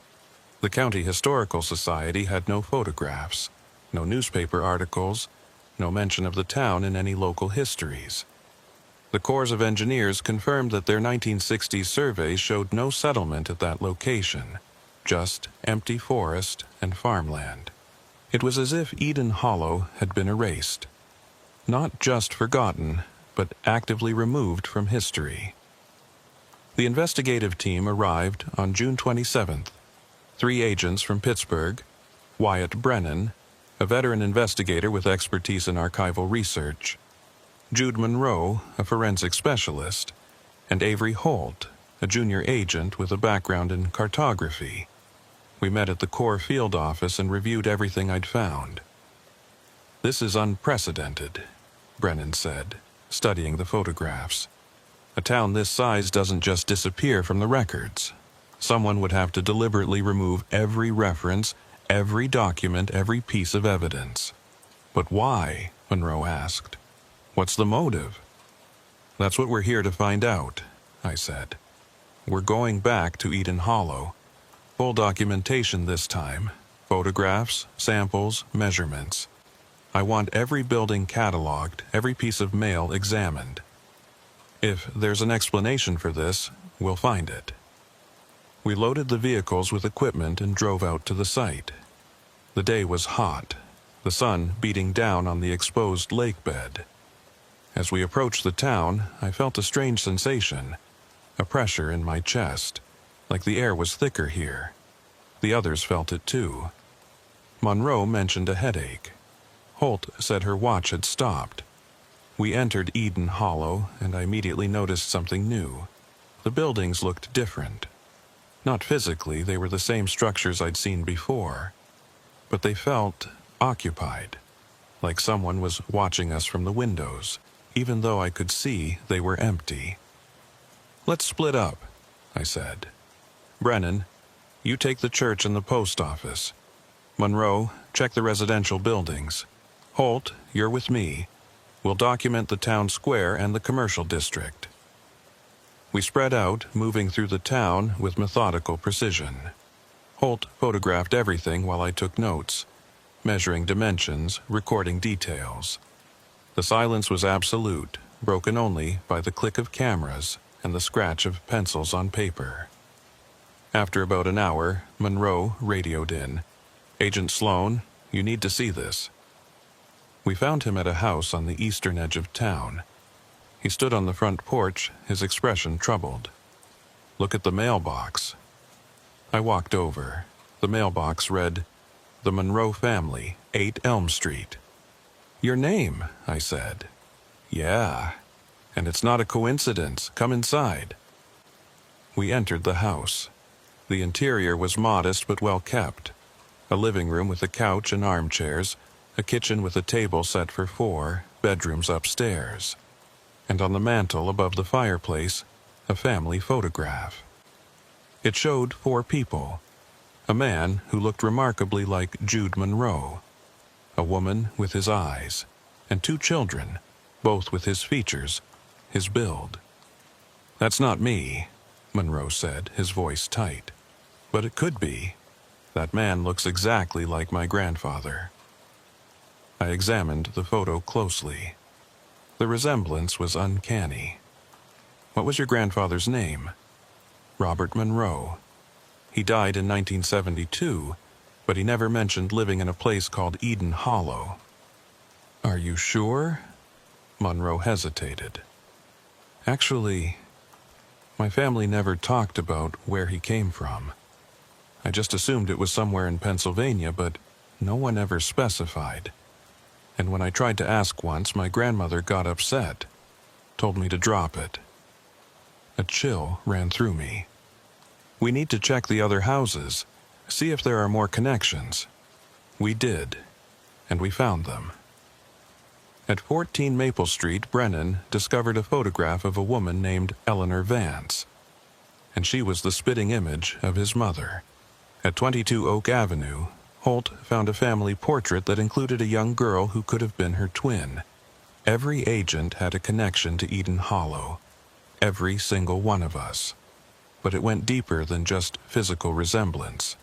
As we searched through the houses, we found personal items that seemed impossibly familiar.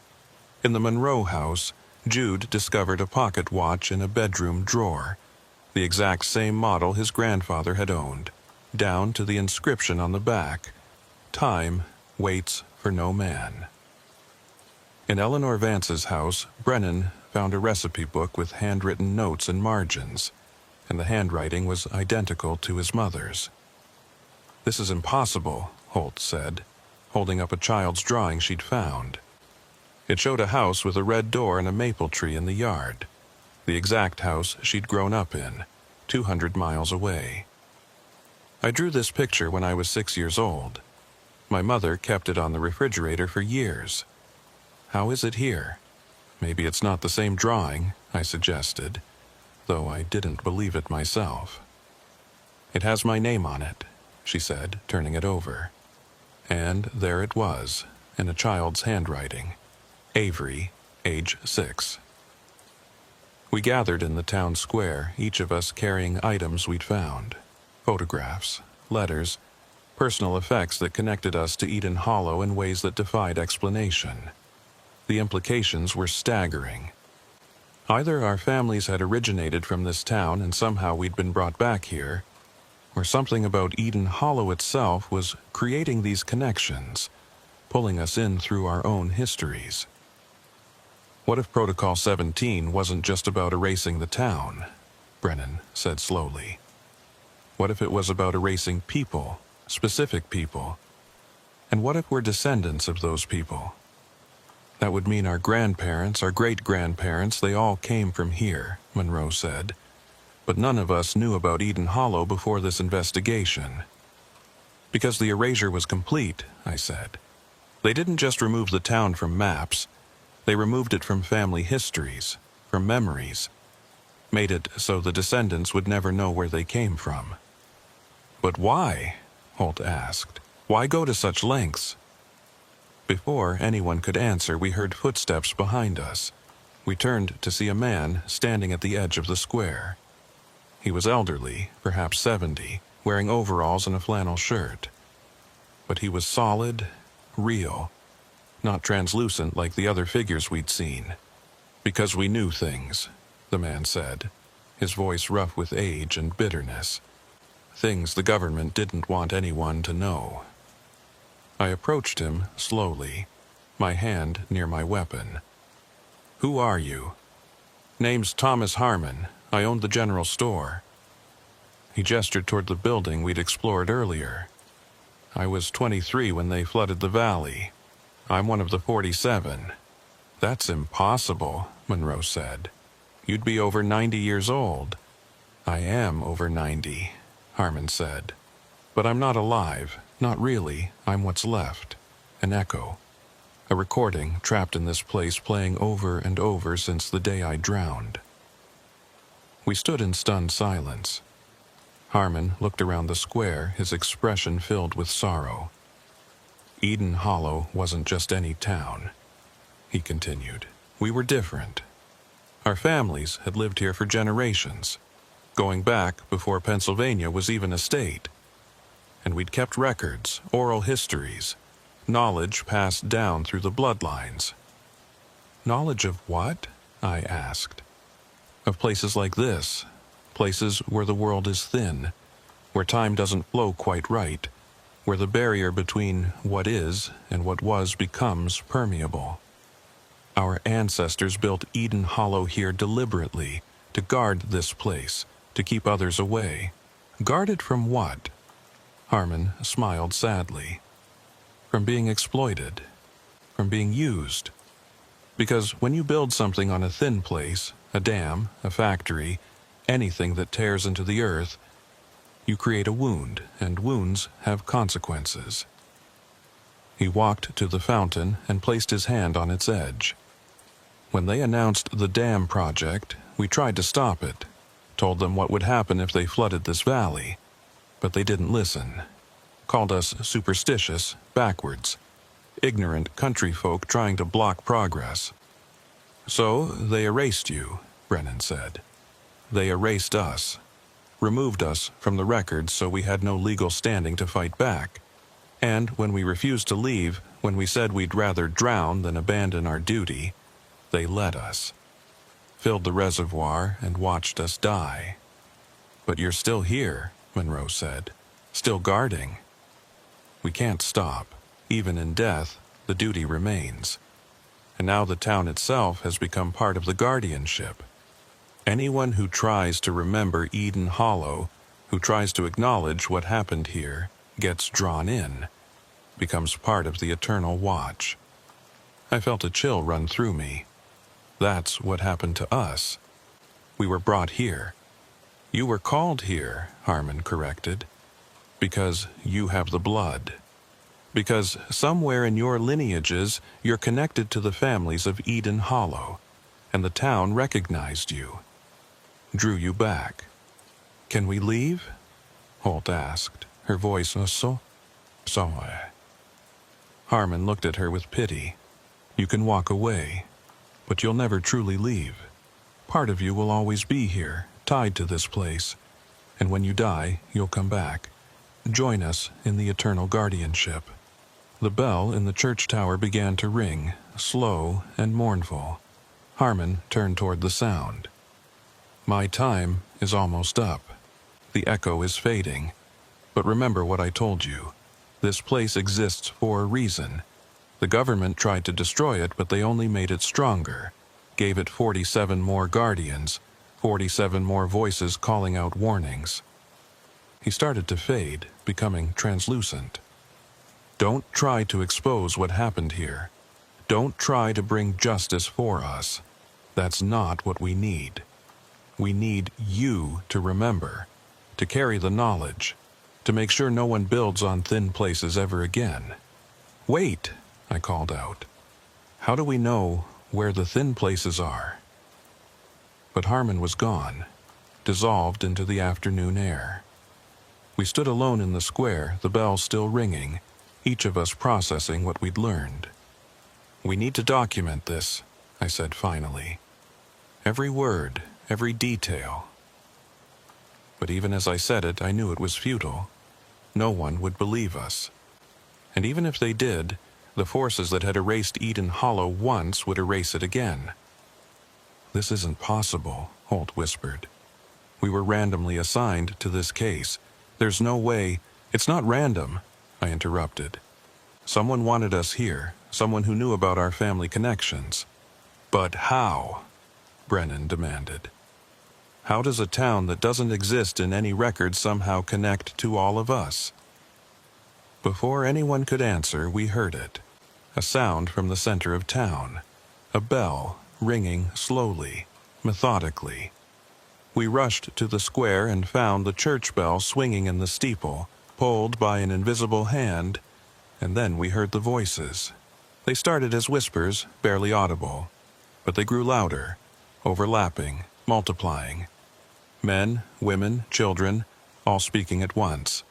Some were calling names, Others were repeating phrases, "Remember us," "Don't forget," "We were here."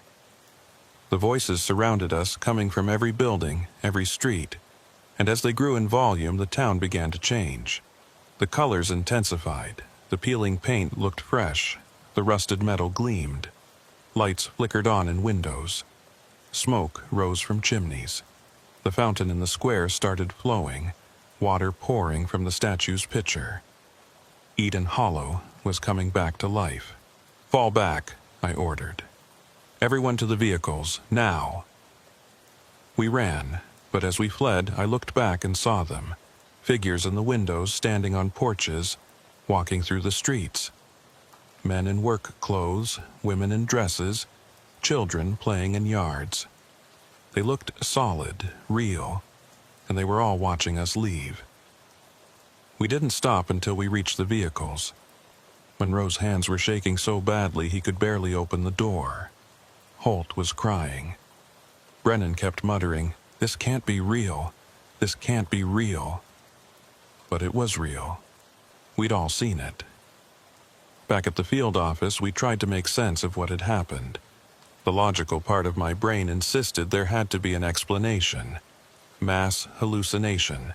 Environmental factors, something in the water. But I knew better. I'd seen the photographs, the letters, the town itself. Eden Hollow was real, and it was trying to tell us something. That night I couldn't sleep. I kept thinking about the voices, the figures, the way the town had transformed before our eyes, and I kept coming back to one question. Why us? Why had we been brought here? Around 200 hours, my phone rang. It was Monroe.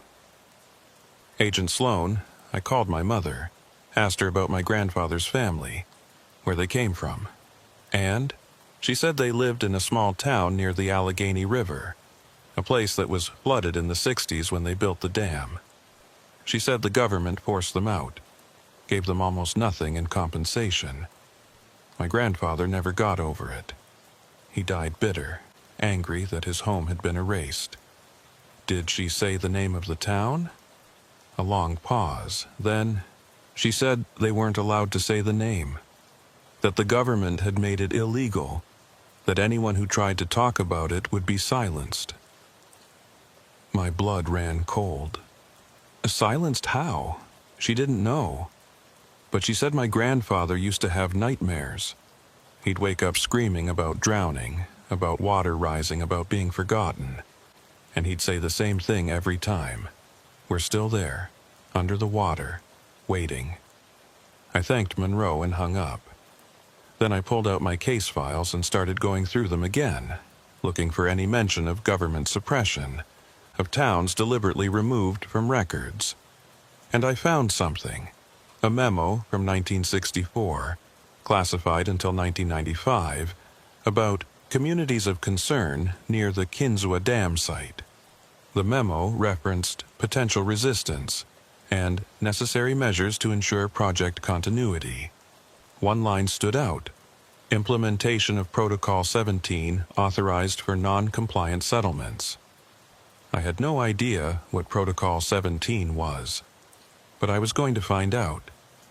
I spent the next morning at the Pennsylvania State Archives in Harrisburg, searching for any reference to Protocol 17. The archives are massive. Miles of documents, decades of bureaucratic paper trails. But I've learned that if you know where to look, you can find anything. I started with Army Corps of Engineers records from the 1960s, specifically focusing on the Kinzua Dam project. The official documentation was sanitized. Environmental impact studies, engineering reports, relocation agreements. Nothing controversial. Nothing that would explain a missing town. But government agencies always create duplicates, backups, copies for different departments. And sometimes those copies end up in places they shouldn't. I found what I was looking for in a mislabeled box of Department of Interior correspondence from 1964. A folder marked Kinzua, Special Operations. Inside were photocopies of internal memos between federal officials. Most were routine: budget allocations, timeline adjustments, personnel assignments. But buried in the middle was a memo dated April 3, 1964, from someone named Edmund Cortez, Assistant Director of Regional Development. The subject line read, Protocol 17, Eden Hollow Implementation. I read it 3 times, my hands shaking. Following continued resistance from Eden Hollow residents to relocation orders and their refusal to accept federal compensation, Protocol 17 has been authorized. All documentation relating to the settlement will be removed from official records. Census data will be adjusted. Property deeds will be voided. The town will cease to exist in all federal, state, and county databases. Residents have been given final notice to evacuate. Those who refuse will be subject to prosecution under eminent domain statutes. However, given the town's remote location and minimal population, estimated 47 individuals, forced removal is deemed unnecessary. When the reservoir fills, the problem will resolve itself. All personnel are reminded that discussion of Eden Hollow is prohibited under national security protocols. Any inquiries about the settlement should be redirected to standard relocation channels. Protocol 17 will be considered successfully implemented upon completion of dam filling operations in June 1965. I sat back, processing what I just read. The government had deliberately erased Eden Hollow, not through violence or forced evacuation, but through bureaucratic annihilation. They'd simply deleted the town from existence, leaving its 47 residents with no legal standing, no way to prove they'd ever lived there. And then, they'd flooded it. I photocopied the memo and drove back to Warren County. The team was waiting for me at the field office, and I briefed them on what I'd found. The reaction was exactly what I expected: shock, anger, disbelief. They killed those people, Monroe said, his voice flat. They knew the residents wouldn't leave, and they flooded the valley anyway. 47 people, Holt added, men, women, children, drowned because the government wanted them to disappear. And it worked, Brennan said. For 33 years, no one knew Eden Hollow existed, until the drought exposed it. Which means the town we're seeing isn't just ruins, I said. It's evidence of a cover-up, a mass killing disguised as a relocation project. We need to bring this to the Bureau, Monroe said. Get a full investigation opened. This is federal-level conspiracy. I agree. But first, we need more evidence. The memo proves intent, but we need proof of what actually happened. Bodies, personal effects, something that confirms the residents were left to die. You want to go back, Holt said. It wasn't a question. We have to. This is the only chance we'll ever have. Once the water level rises again, Eden Hollow will be gone. We need to document everything before it's too late. We returned to the town that afternoon, this time with more equipment: underwater cameras, excavation tools, body bags. We didn't know what we'd find, but we needed to be prepared. The town looked different. The buildings were darker, their windows like hollow eyes. The fountain had stopped flowing, leaving the basin dry and cracked.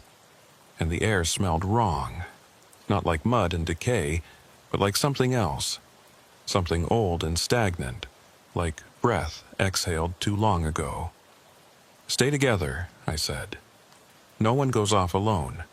We document everything and get out before dark.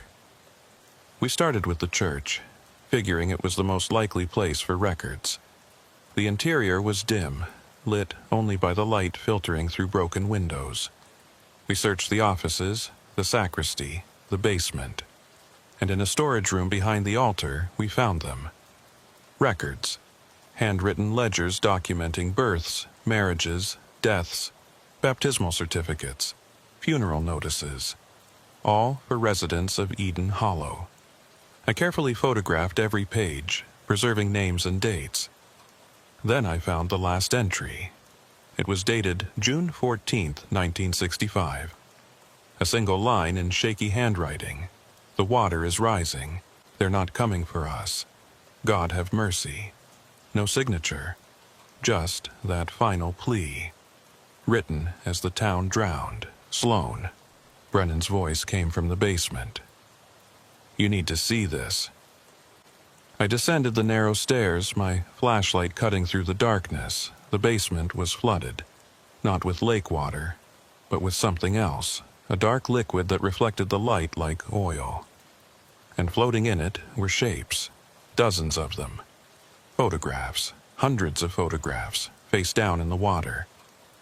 I carefully picked one up and turned it over. It showed a family, the same family from the Monroe house. They were standing in front of the church, smiling.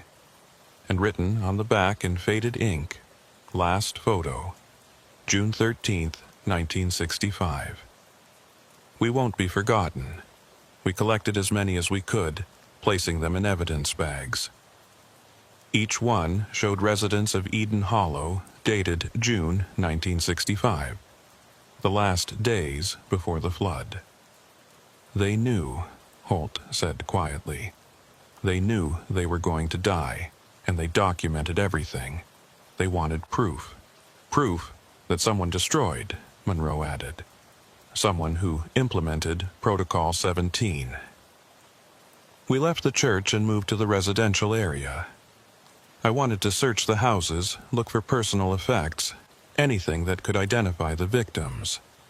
But as we walked through the streets, I noticed something wrong. The houses were arranged differently. Streets that had been straight now curved. Buildings that had been on the left were now on the right. The town was rearranging itself. Is anyone else seeing this? Holt asked, her voice tight with fear. I am, I said. The town is changing. How is that possible? I don't know. But we need to move faster. We entered the nearest house, number 22, the one with Holt's family photograph. The interior was exactly as we'd left it. But upstairs, in the bedroom, we found something new. A diary, sitting on the nightstand, open to the last page. I picked it up and read, June 14th, 1965. The water is at the door. We can hear it rising, pressing against the walls. Papa says we have to go upstairs, that maybe the second floor will be safe. But we all know it won't be. The dam is full. The valley is flooding. And we're still here. I don't understand why they did this to us. We're Americans. We pay taxes. We served in the wars. Why doesn't anyone care that we're dying? Mama says God is watching, that he sees what's being done, but I don't think God is watching. I think he's turned away. If anyone finds this, please remember us. Please tell the world that Eden Hollow existed, that we existed. We were here. The entry ended there. I carefully photographed each page, then placed the diary in an evidence bag. My hands were shaking. The weight of what we'd uncovered was overwhelming. Not just a cover-up, but a deliberate act of negligent homicide. 47 people, left to drown because acknowledging their existence was inconvenient. We have enough, Brennan said. We should go. But Monroe was staring at something across the street. Look, I followed his gaze. In the town square, figures were appearing. Translucent at first, like heat shimmer, but growing more solid. Men, women, children, all wearing clothes from the 1960s, all standing perfectly still, watching us. They're here, Holt whispered. The residents. They're here. The figures didn't move. They just stood there, dozens of them, filling the square. And then one of them, a man in his 50s wearing a work shirt and overalls, stepped forward. He looked directly at me and his mouth moved. No sound came out, but I could read his lips. Tell them. We will, I said aloud. I promise. The man nodded once, then turned and walked toward the church. The others followed, filing into the building one by one. When the last figure entered, the church doors slammed shut with a sound like thunder. "We need to leave," I said. "Right now." We ran to the vehicles, not looking back. But as we drove away, I saw them in the rearview mirror, standing in the town square watching us go. And above the church, the bell began to ring again. Slow, steady, like a funeral toll. That night, I compiled everything we'd found into a comprehensive report. The Protocol 17 memo, the photographs, the diary entries, the church records. It was damning evidence of a federal conspiracy, and I knew it would cause a firestorm when it became public. I submitted the report to the Bureau's Criminal Division at 800 hours the next morning. By 1100, I received a response. Not from Criminal Division, but from the Office of Professional Responsibility. They wanted to see me immediately. I drove to Harrisburg and was escorted to a conference room. 3 men in suits were waiting. They didn't introduce themselves, didn't show badges. They just sat down and stared at me. "Agent Sloan," one of them said, "we've reviewed your report regarding Eden Hollow. And we have concerns.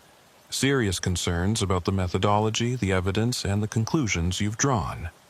Everything in that report is documented. I have photographs, original documents, multiple witnesses. We're not questioning the documentation. We're questioning the interpretation. You're suggesting that the federal government deliberately killed 47 American citizens. That's an extraordinary claim. It's supported by extraordinary evidence." The man leaned forward. "Let me be clear, Agent Sloan. The Kinzua Dam project was extensively reviewed. Environmental impact studies, legal proceedings, congressional oversight. Thousands of people were relocated safely and compensated fairly. Your theory that some secret protocol existed to erase a town, it's not credible. Then explain the memo. Explain Protocol 17. Internal documents can be misinterpreted. The memo you found likely refers to administrative procedures for handling non-compliant residents. Standard bureaucratic language that sounds more sinister out of context. And the town itself, the 47 people who disappeared. There is no town, Agent Sloan. We've checked. Eden Hollow doesn't exist in any official records because it never existed. What you're seeing is likely the remains of a temporary logging camp or a squatter settlement. People who lived off the grid, avoided census takers, didn't register property deeds. I have photographs of families, diaries, church records, which prove that people lived there at some point.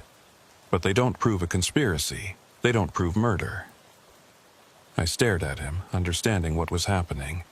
They were shutting me down, closing the investigation before it could go any further. What about my team? They saw everything I saw.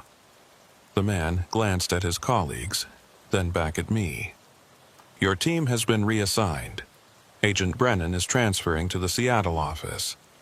Agent Monroe is taking a position in cyber crimes.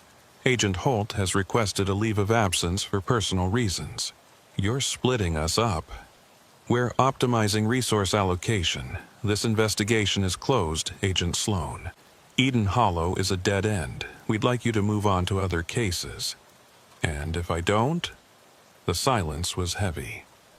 Finally, one of the other men spoke. Then we'll have to question your fitness for duty, your judgment, your ability to distinguish reality from, let's call it, creative interpretation.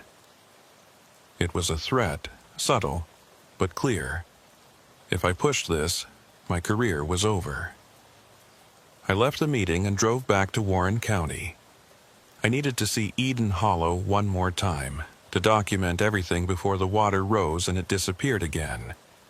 But when I reached the access point, Army Corps of Engineers trucks blocked the road. Workers were everywhere, erecting barriers, posting signs. Hazardous area. No trespassing. Martin Cruz was there, supervising the operation.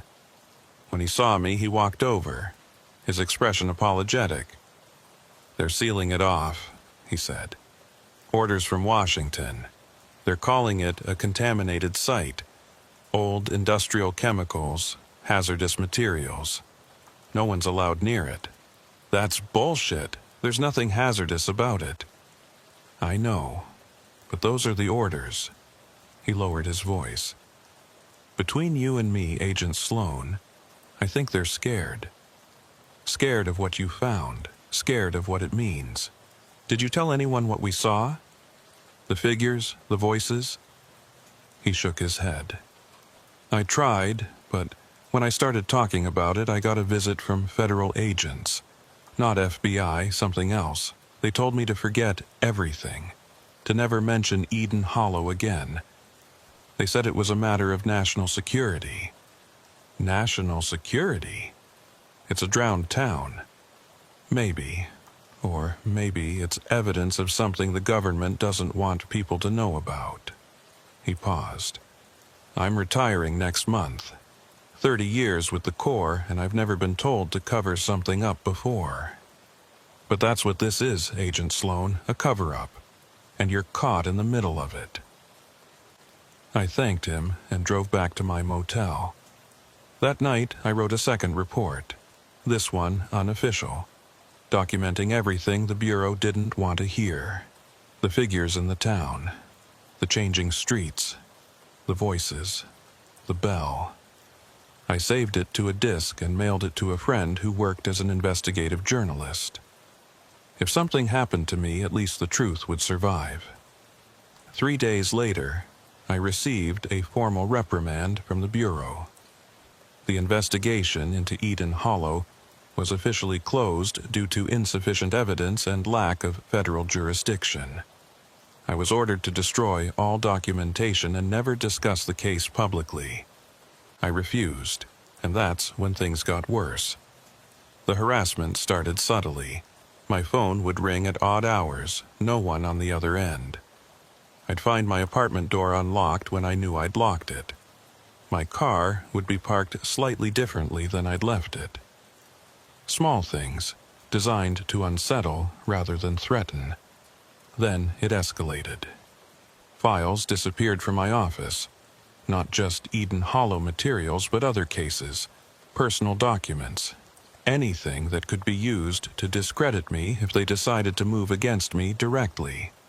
My computer was accessed remotely, emails deleted, reports altered. But the worst part was the dreams. Every night, I'd find myself back in Eden Hollow, walking those streets, hearing the bell ring, and in the dreams, I could see the water rising. Slowly at first, then faster, filling the streets, climbing the buildings. I'd try to run, but my legs wouldn't move. I'd try to scream, but no sound would come out. And as the water reached my chest, my neck, my mouth, I'd see Thomas Harmon standing in the square, watching me with those sad, knowing eyes. I'd wake up gasping, drenched in sweat, the taste of lake water in my mouth. I wasn't paranoid. I was being monitored, intimidated, isolated. And I was being psychologically broken down, night by night, dream by dream. On July 2nd, something strange happened. I was driving home from the field office when I noticed a street sign I didn't recognize. It read Maple Street. But I was in Pittsburgh, not Eden Hollow. There was no Maple Street in this neighborhood. I turned onto it anyway, compelled by a feeling I couldn't explain. The street stretched ahead, lined with houses that looked vaguely familiar. At the end of the block, I saw a building that made my blood run cold. It was Harmon's General Store. Not a replica, not something similar. The exact same building I'd seen in Eden Hollow, down to the faded lettering on the sign. I parked and got out, my heart racing. The store looked solid, real, complete with the same broken window I'd photographed weeks ago. But when I approached and tried to open the door, my hand passed through it. The entire building was an illusion, a projection, a memory bleeding into the present. I stumbled back to my car and drove away, checking my rearview mirror constantly. The street was gone. When I circled back, there was no Maple Street, no general store, just a normal Pittsburgh neighborhood with normal street names. Eden Hollow was following me, or I was bringing it with me. I couldn't tell which. I called Brennan that night despite the warnings not to contact the others. I needed to know if I was losing my mind or if this was happening to everyone. "I'm seeing it too," he said quietly. "The town. It appears in Seattle sometimes, usually at night, usually when I'm alone. Streets that shouldn't exist. Buildings that can't be there. And always I hear the bell. What does it mean? I think Harmon was right. We're connected now. Part of us is still there, walking those streets, ringing that bell. And the longer we live, the more the boundary between here and there breaks down. Is there a way to stop it?" Long silence, then. "I don't think so. I think we're claimed, Sloan. We just don't know it yet." On July 3rd, I received a call from Jude Monroe. His voice was shaken, paranoid. "Sloan, we need to talk, not on the phone. Meet me at the diner on Route 6, near Kane, tomorrow at noon." He hung up before I could respond. I drove out the next day, watching my rearview mirror the entire time, looking for tails. But I wasn't just watching for cars anymore. I was watching for streets that shouldn't be there, buildings that couldn't exist, signs that Eden Hollow was manifesting around me. The diner was a rundown place with peeling paint and a gravel parking lot. Monroe's car was already there. Inside, he sat in a back booth, his face drawn and pale. He'd lost weight, and his hands trembled as he drank his coffee. But what disturbed me most was the look in his eyes, hollow, haunted, defeated. "What happened?" I asked, sliding into the seat across from him. "They came to my house," he said quietly. "2 days ago. 3 men in suits. They showed me photographs of my wife, my kids, my parents. Told me they knew where everyone lived, where they worked, where my kids went to school. Then they asked me about Eden Hollow." My blood ran cold. "What did you tell them?" "I told them what they wanted to hear. That I didn't remember much. That maybe we'd been mistaken about what we saw. That it was probably just an old logging camp, nothing important." He looked at me, his eyes filled with shame. "I lied, Sloan. I betrayed everything we found. But they threatened my family. What was I supposed to do?" "You did the right thing," I said. "You protected them." "Did I?" "Because they're not done. They said if I ever talk about Eden Hollow again to anyone, there would be consequences. And they made it clear they'd know if I did." He paused, his voice dropping to a whisper. "But here's the thing, Sloan. After they left, I went upstairs to check on my kids. And my son was drawing. You know what he was drawing?" I didn't want to know, but I asked anyway. "What?" "Eden Hollow, the town square, the church, the fountain. Perfect detail. He's 7 years old and he's never been there, but he drew it like he'd lived there his whole life. And when I asked him about it, he said he dreams about it every night. Said there's a man in the dreams who tells him to remember." My hands clenched into fists. "Thomas Harmon." "I think so.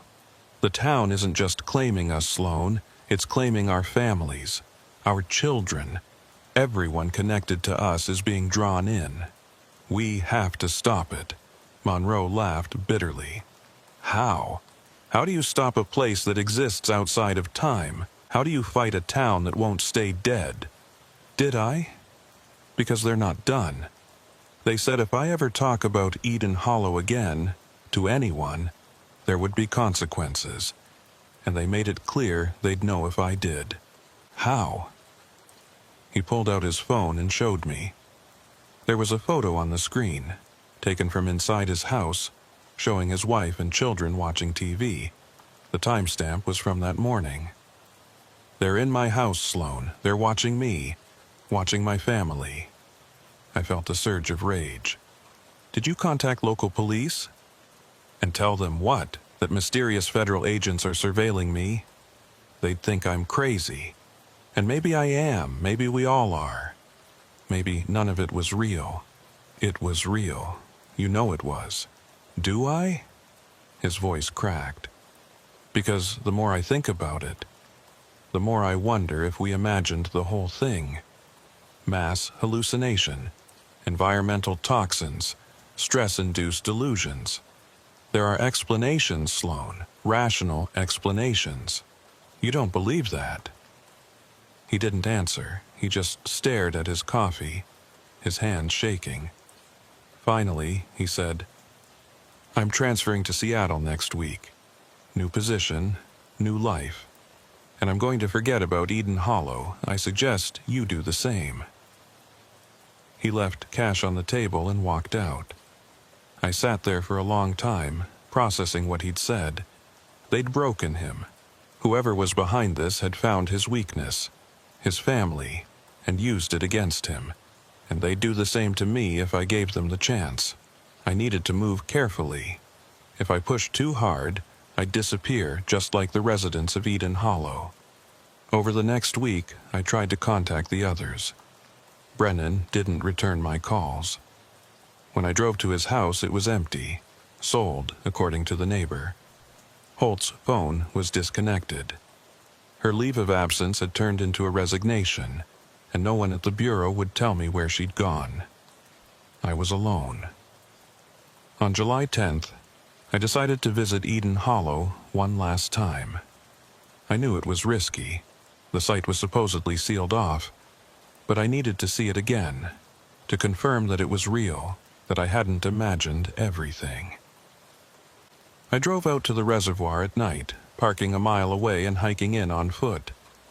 The barricades were still there, but I found a gap in the fence and slipped through. The exposed lake bed stretched before me, pale and ghostly in the moonlight, and Eden Hollow was gone. Not hidden, not obscured by rising water. Gone. The buildings, the church, the fountain, all of it had vanished. Where the town had stood, there was only smooth mud, undisturbed and empty, as if nothing had ever been there. I stood at the site, my flashlight beam sweeping across the barren lake bed. No foundations, no debris, no evidence that a town had existed here. They'd erased it again, completely. But as I walked across what should have been the town square, I felt something beneath my feet. Not solid ground, but something that gave slightly, like walking on a membrane. And with each step, I heard echoes, distant voices, the ring of a bell, footsteps on invisible streets. I stopped walking and stood perfectly still. The sounds grew louder. I could hear conversations now, people calling to each other, the creak of doors opening and closing, and beneath it all, a low hum, like machinery operating deep underground. I knelt down and pressed my hand to the mud. It was warm, not sun warm, but body warm, like touching living flesh. And I could feel a pulse, slow, steady, rhythmic, like a heartbeat. Eden Hollow wasn't gone. It was buried, not under mud, but under reality itself, pushed down into a layer where it couldn't be seen, but could still be felt. And it was still alive, still operating, still waiting. I pulled my hand back and stood up, my heart racing. That's when I noticed the disturbance in the mud, a circular depression, about 3 feet across, exactly where the fountain had been. I approached carefully and saw something carved into the dried clay. A symbol, the same twisted star I'd seen in other cases, in other places where reality had bent wrong. But beneath it, words scratched into the mud. Do not remember us. My hands shook as I photographed it. This was a message, a warning, but the wording was strange. Not don't forget us, which would be a plea for remembrance. But don't remember us, which was the opposite. An instruction to leave them in the dark, to let them fade. Why would the residents of Eden Hollow want to be forgotten, unless they weren't the ones who carved the message? I heard a sound behind me and spun around. A figure stood at the edge of the lake bed, silhouetted against the moonlight. Male, medium build, wearing a suit. He didn't move, just watched. "Who are you?" I called out. The figure raised one hand, pointing at me. Then it pointed down at the ground beneath my feet. Then it turned and walked away, disappearing into the darkness. I looked down. The mud where I stood had begun to sink, slowly pulling my boots deeper. I tried to step back, but the surface had become viscous, like quicksand. I was being pulled down. Panic surged through me. I threw myself forward, sprawling on more solid ground, and scrambled away from the depression. When I looked back, the area where I'd been standing had collapsed inward, forming a sinkhole about 6 feet across, and from the darkness below, I heard voices calling up, dozens of them, pleading, desperate. "Help us. We're still here. Don't leave us. Please remember." The voices of Eden Hollow, not faded and distant, but immediate and present. They were down there, beneath the mud, beneath reality, trapped in a space that shouldn't exist. And they wanted out. I ran. Didn't stop until I reached my car, my heart pounding, adrenaline surging. I drove straight to the motel, packed my things, and checked out. I couldn't stay in Warren County anymore. It wasn't safe. But as I drove south toward Pittsburgh, I noticed headlights behind me. The same car, maintaining the same distance, for miles. I tried to lose it, took random exits, doubled back, changed routes, but it stayed with me. Finally, I pulled into a busy truck stop and waited.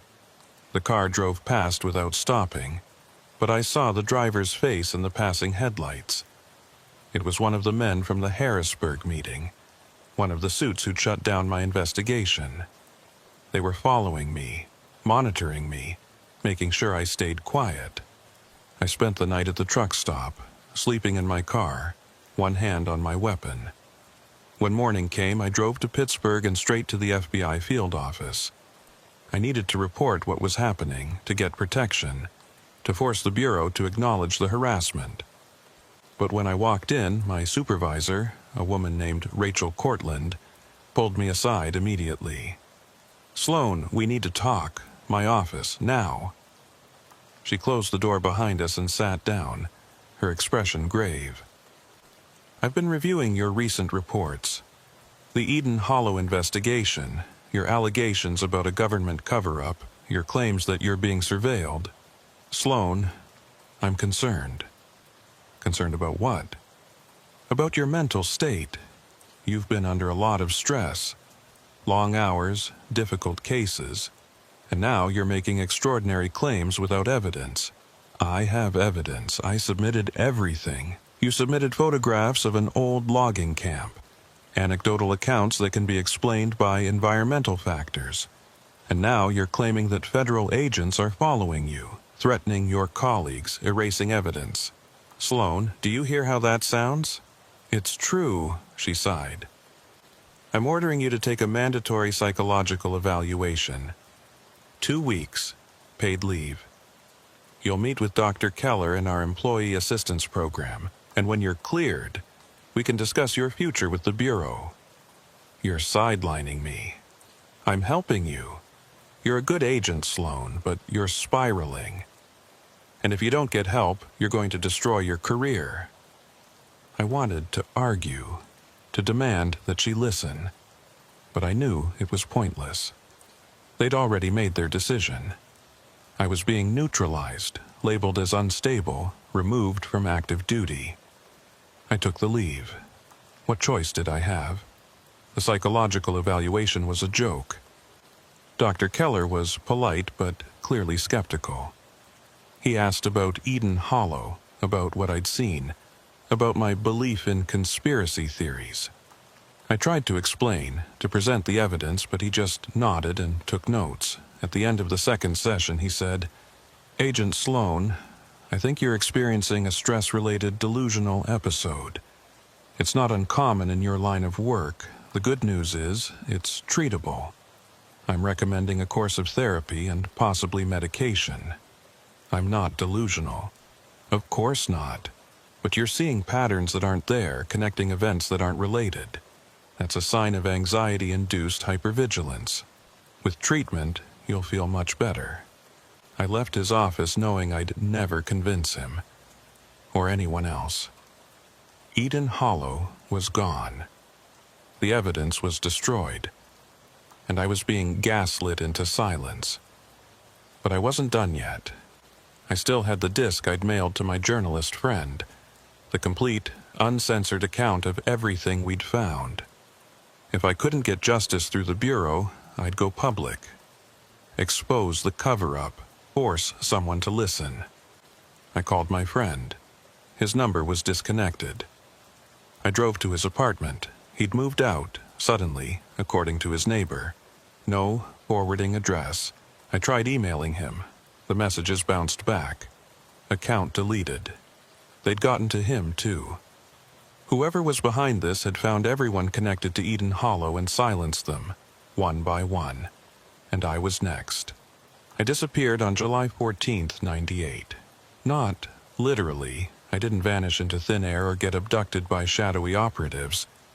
I just stopped investigating, stopped asking questions, stopped pushing, because I realized something.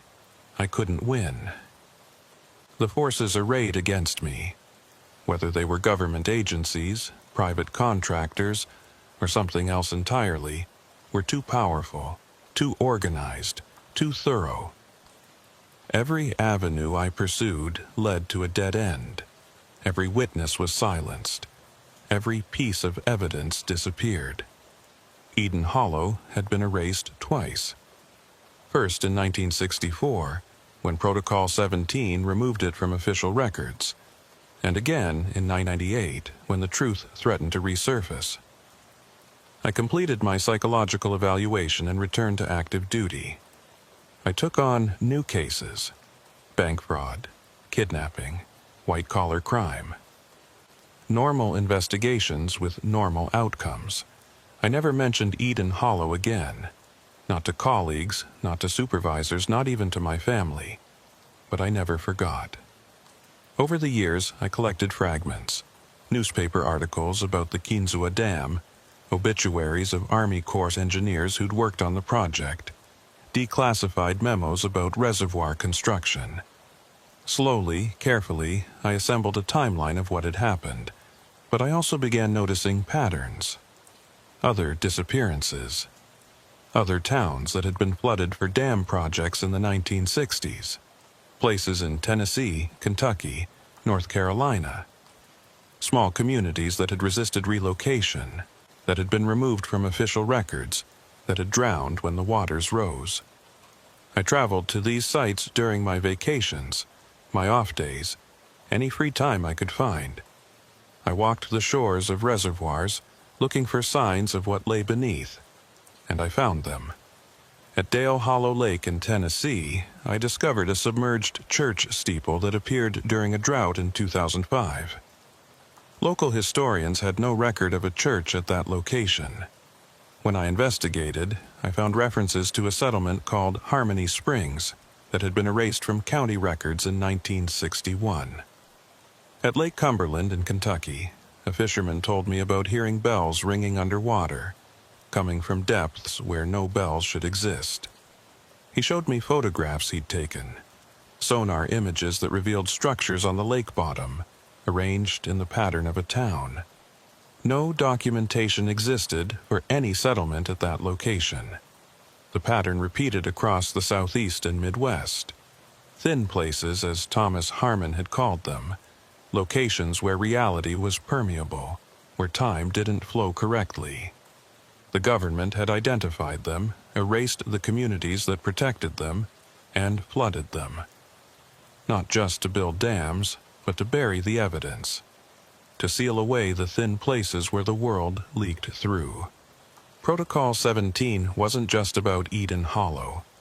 It was a nationwide operation, implemented dozens of times, erasing hundreds of communities and thousands of people.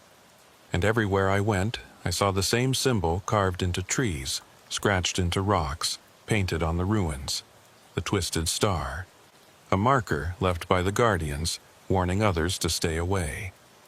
In 2008, I started experiencing lost time. I'd be driving and suddenly find myself 3 hours ahead, with no memory of where I'd been. I'd wake up with mud on my shoes and lake water in my car, but no recollection of going anywhere. And always, I'd find photographs on my phone, images I didn't remember taking, showing towns I didn't recognize, streets that shouldn't exist. They were pictures of Eden Hollow, but not the ruins I'd seen in 1998. These showed the town alive, populated, thriving. People walking the streets, lights in windows, smoke from chimneys. And in every photograph somewhere in the frame, I could see myself. Standing in the background, watching. Part of the scene. I was there. Even when I wasn't physically present, some part of me was walking those streets, existing in that impossible space beneath Kinsua Lake. The truth was worse than I'd imagined. Eden Hollow wasn't the only town. Between 1960 and 1965, at least 4 other small communities in the Allegheny region were subject to Protocol 17. Their names were removed from maps, their residents denied compensation, their existence erased. And when the dams filled, they drowned. Hundreds of people, maybe more. All killed through bureaucratic negligence and deliberate erasure. But why? What made these towns special? Why go to such lengths to erase them? I found the answer in a classified report from 1963, obtained through a Freedom of Information Act request that took 7 years to process. The report detailed sociological anomalies in certain rural Pennsylvania communities, places where residents showed unusual cohesion, resistance to external authority, and non-standard cultural practices. The government had identified these towns as threats, not military threats, but ideological ones. Communities that operated outside the normal economic and social structures that refused to integrate into modern American life. And when the dam projects provided an opportunity to eliminate them, the government took it. Protocol 17 wasn't just about building dams. It was about social engineering, erasing problematic populations, and covering up the evidence. Eden Hollow was a test case, the first implementation of a protocol that would later be used in other infrastructure projects across the country. And it worked. Perfectly. For 33 years, no one knew the town had existed, until the drought. I retired from the FBI in 2012. I'd spent 14 years carrying the weight of what I'd seen, what I knew, what I couldn't prove. I moved to Montana, bought a cabin in the mountains, and tried to forget, but Eden Hollow wouldn't let me go. In 2015, the drought returned. Worse than '98. Kinsua Lake dropped to historic lows, exposing vast stretches of lake bed, and Eden Hollow reappeared. This time, it made the news. Local television stations sent reporters. The Army Corps of Engineers issued statements about historical settlements and archaeological preservation. Tourists came to see the drowned town, to walk its streets and photograph its buildings, but none of them understood what they were seeing. None of them realized they were standing in a mass grave. I received calls from journalists, researchers, amateur historians, asking about my 1998 investigation. I deflected, claimed I didn't remember much, blamed faulty documentation. I'd learned my lesson. Silence was survival. But then I received a package. No return address, no note, just a DVD inside. I played it. The footage showed Eden Hollow, but not as ruins. The town was alive. Lights in windows, smoke from chimneys, people walking the streets.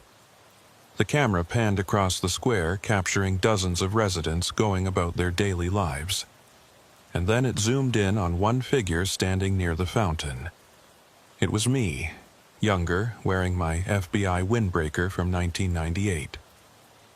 But I was translucent, flickering like the other figures. Part of the town now. The footage cut to black. Then text appeared. You're one of us, now you were there. You'll always be there. I destroyed the DVD immediately, burned it, crushed the remains, scattered them. But the message was clear. I hadn't escaped. I'd been claimed. Just like the residents, just like anyone who got too close to the truth. Eden Hollow is patient. It waited 33 years to be found. It can wait longer. In 2019, I returned to Warren County. I told myself it was just a visit, to see the area one last time before I got too old to travel. But I knew the truth. I needed to see Eden Hollow again. The town was still there, exposed by years of below-average rainfall. But it had changed. The buildings were more deteriorated, the streets harder to discern. Nature was slowly reclaiming it, covering the evidence with mud and vegetation. I walked through the square, past the general store and the church. Everything felt smaller, less significant. Maybe it had always been this way, and I just built it up in my memory. Maybe Dr. Keller had been right. Maybe it was all a delusion, a pattern I'd imagined. But then I saw it. On the wall of the church, carved into the weathered wood, Agent Sloan, June 26, 1998. He tried to remember. I hadn't carved it. I'd never written my name anywhere in the town. But there it was, in the same handwriting as the diary entries I'd found 21 years earlier. Someone, something, had documented my presence, made me part of Eden Hollow's history, claimed me. I left immediately, drove back to Montana without stopping. And I've spent the last 5 years trying to understand what it means. I think Eden Hollow is more than just a drowned town. I think it's a trap, a place that captures anyone who tries to remember, who tries to bear witness. The residents aren't ghosts. They're recordings, echoes trapped in the buildings and streets replaying their final days endlessly. And anyone who gets too close becomes part of the loop. That's why the government erased it. Not just to cover up a crime, but to prevent others from being claimed. Protocol 17 wasn't just about removing records. It was about creating a memory gap, a barrier that would keep people away. But droughts expose what's hidden, and Eden Hollow keeps emerging, keeps drawing people in, keeps claiming new voices to add to its chorus. I don't know if I'm already trapped, if part of me is there now, walking those streets, calling out warnings that no one will hear. Sometimes I wake up at night and hear the bell ringing, slow and steady. Sometimes I see the town square in my dreams, filled with figures that look familiar. Monroe, Holt, Brennan, all translucent and flickering. And sometimes I see myself, standing near the fountain, my lips moving silently. Do not remember us. Last week, I received a call from the Army Corps of Engineers. They're planning to raise the water level in Kinswa Lake to store more water for the coming years. By next summer, Eden Hollow will be submerged again. This time, they say, permanently. I don't know if I believe them. The town has come back before. It'll come back again. But maybe not in my lifetime. Maybe I'll die before the next drought, before the next exposure. Maybe I'll escape after all. Or maybe I'm already there, trapped in that moment in June 1998, when I first walked into Eden Hollow. Maybe I never left. Maybe I'm still there, walking those streets, documenting those buildings, trying to remember what I've been told to forget.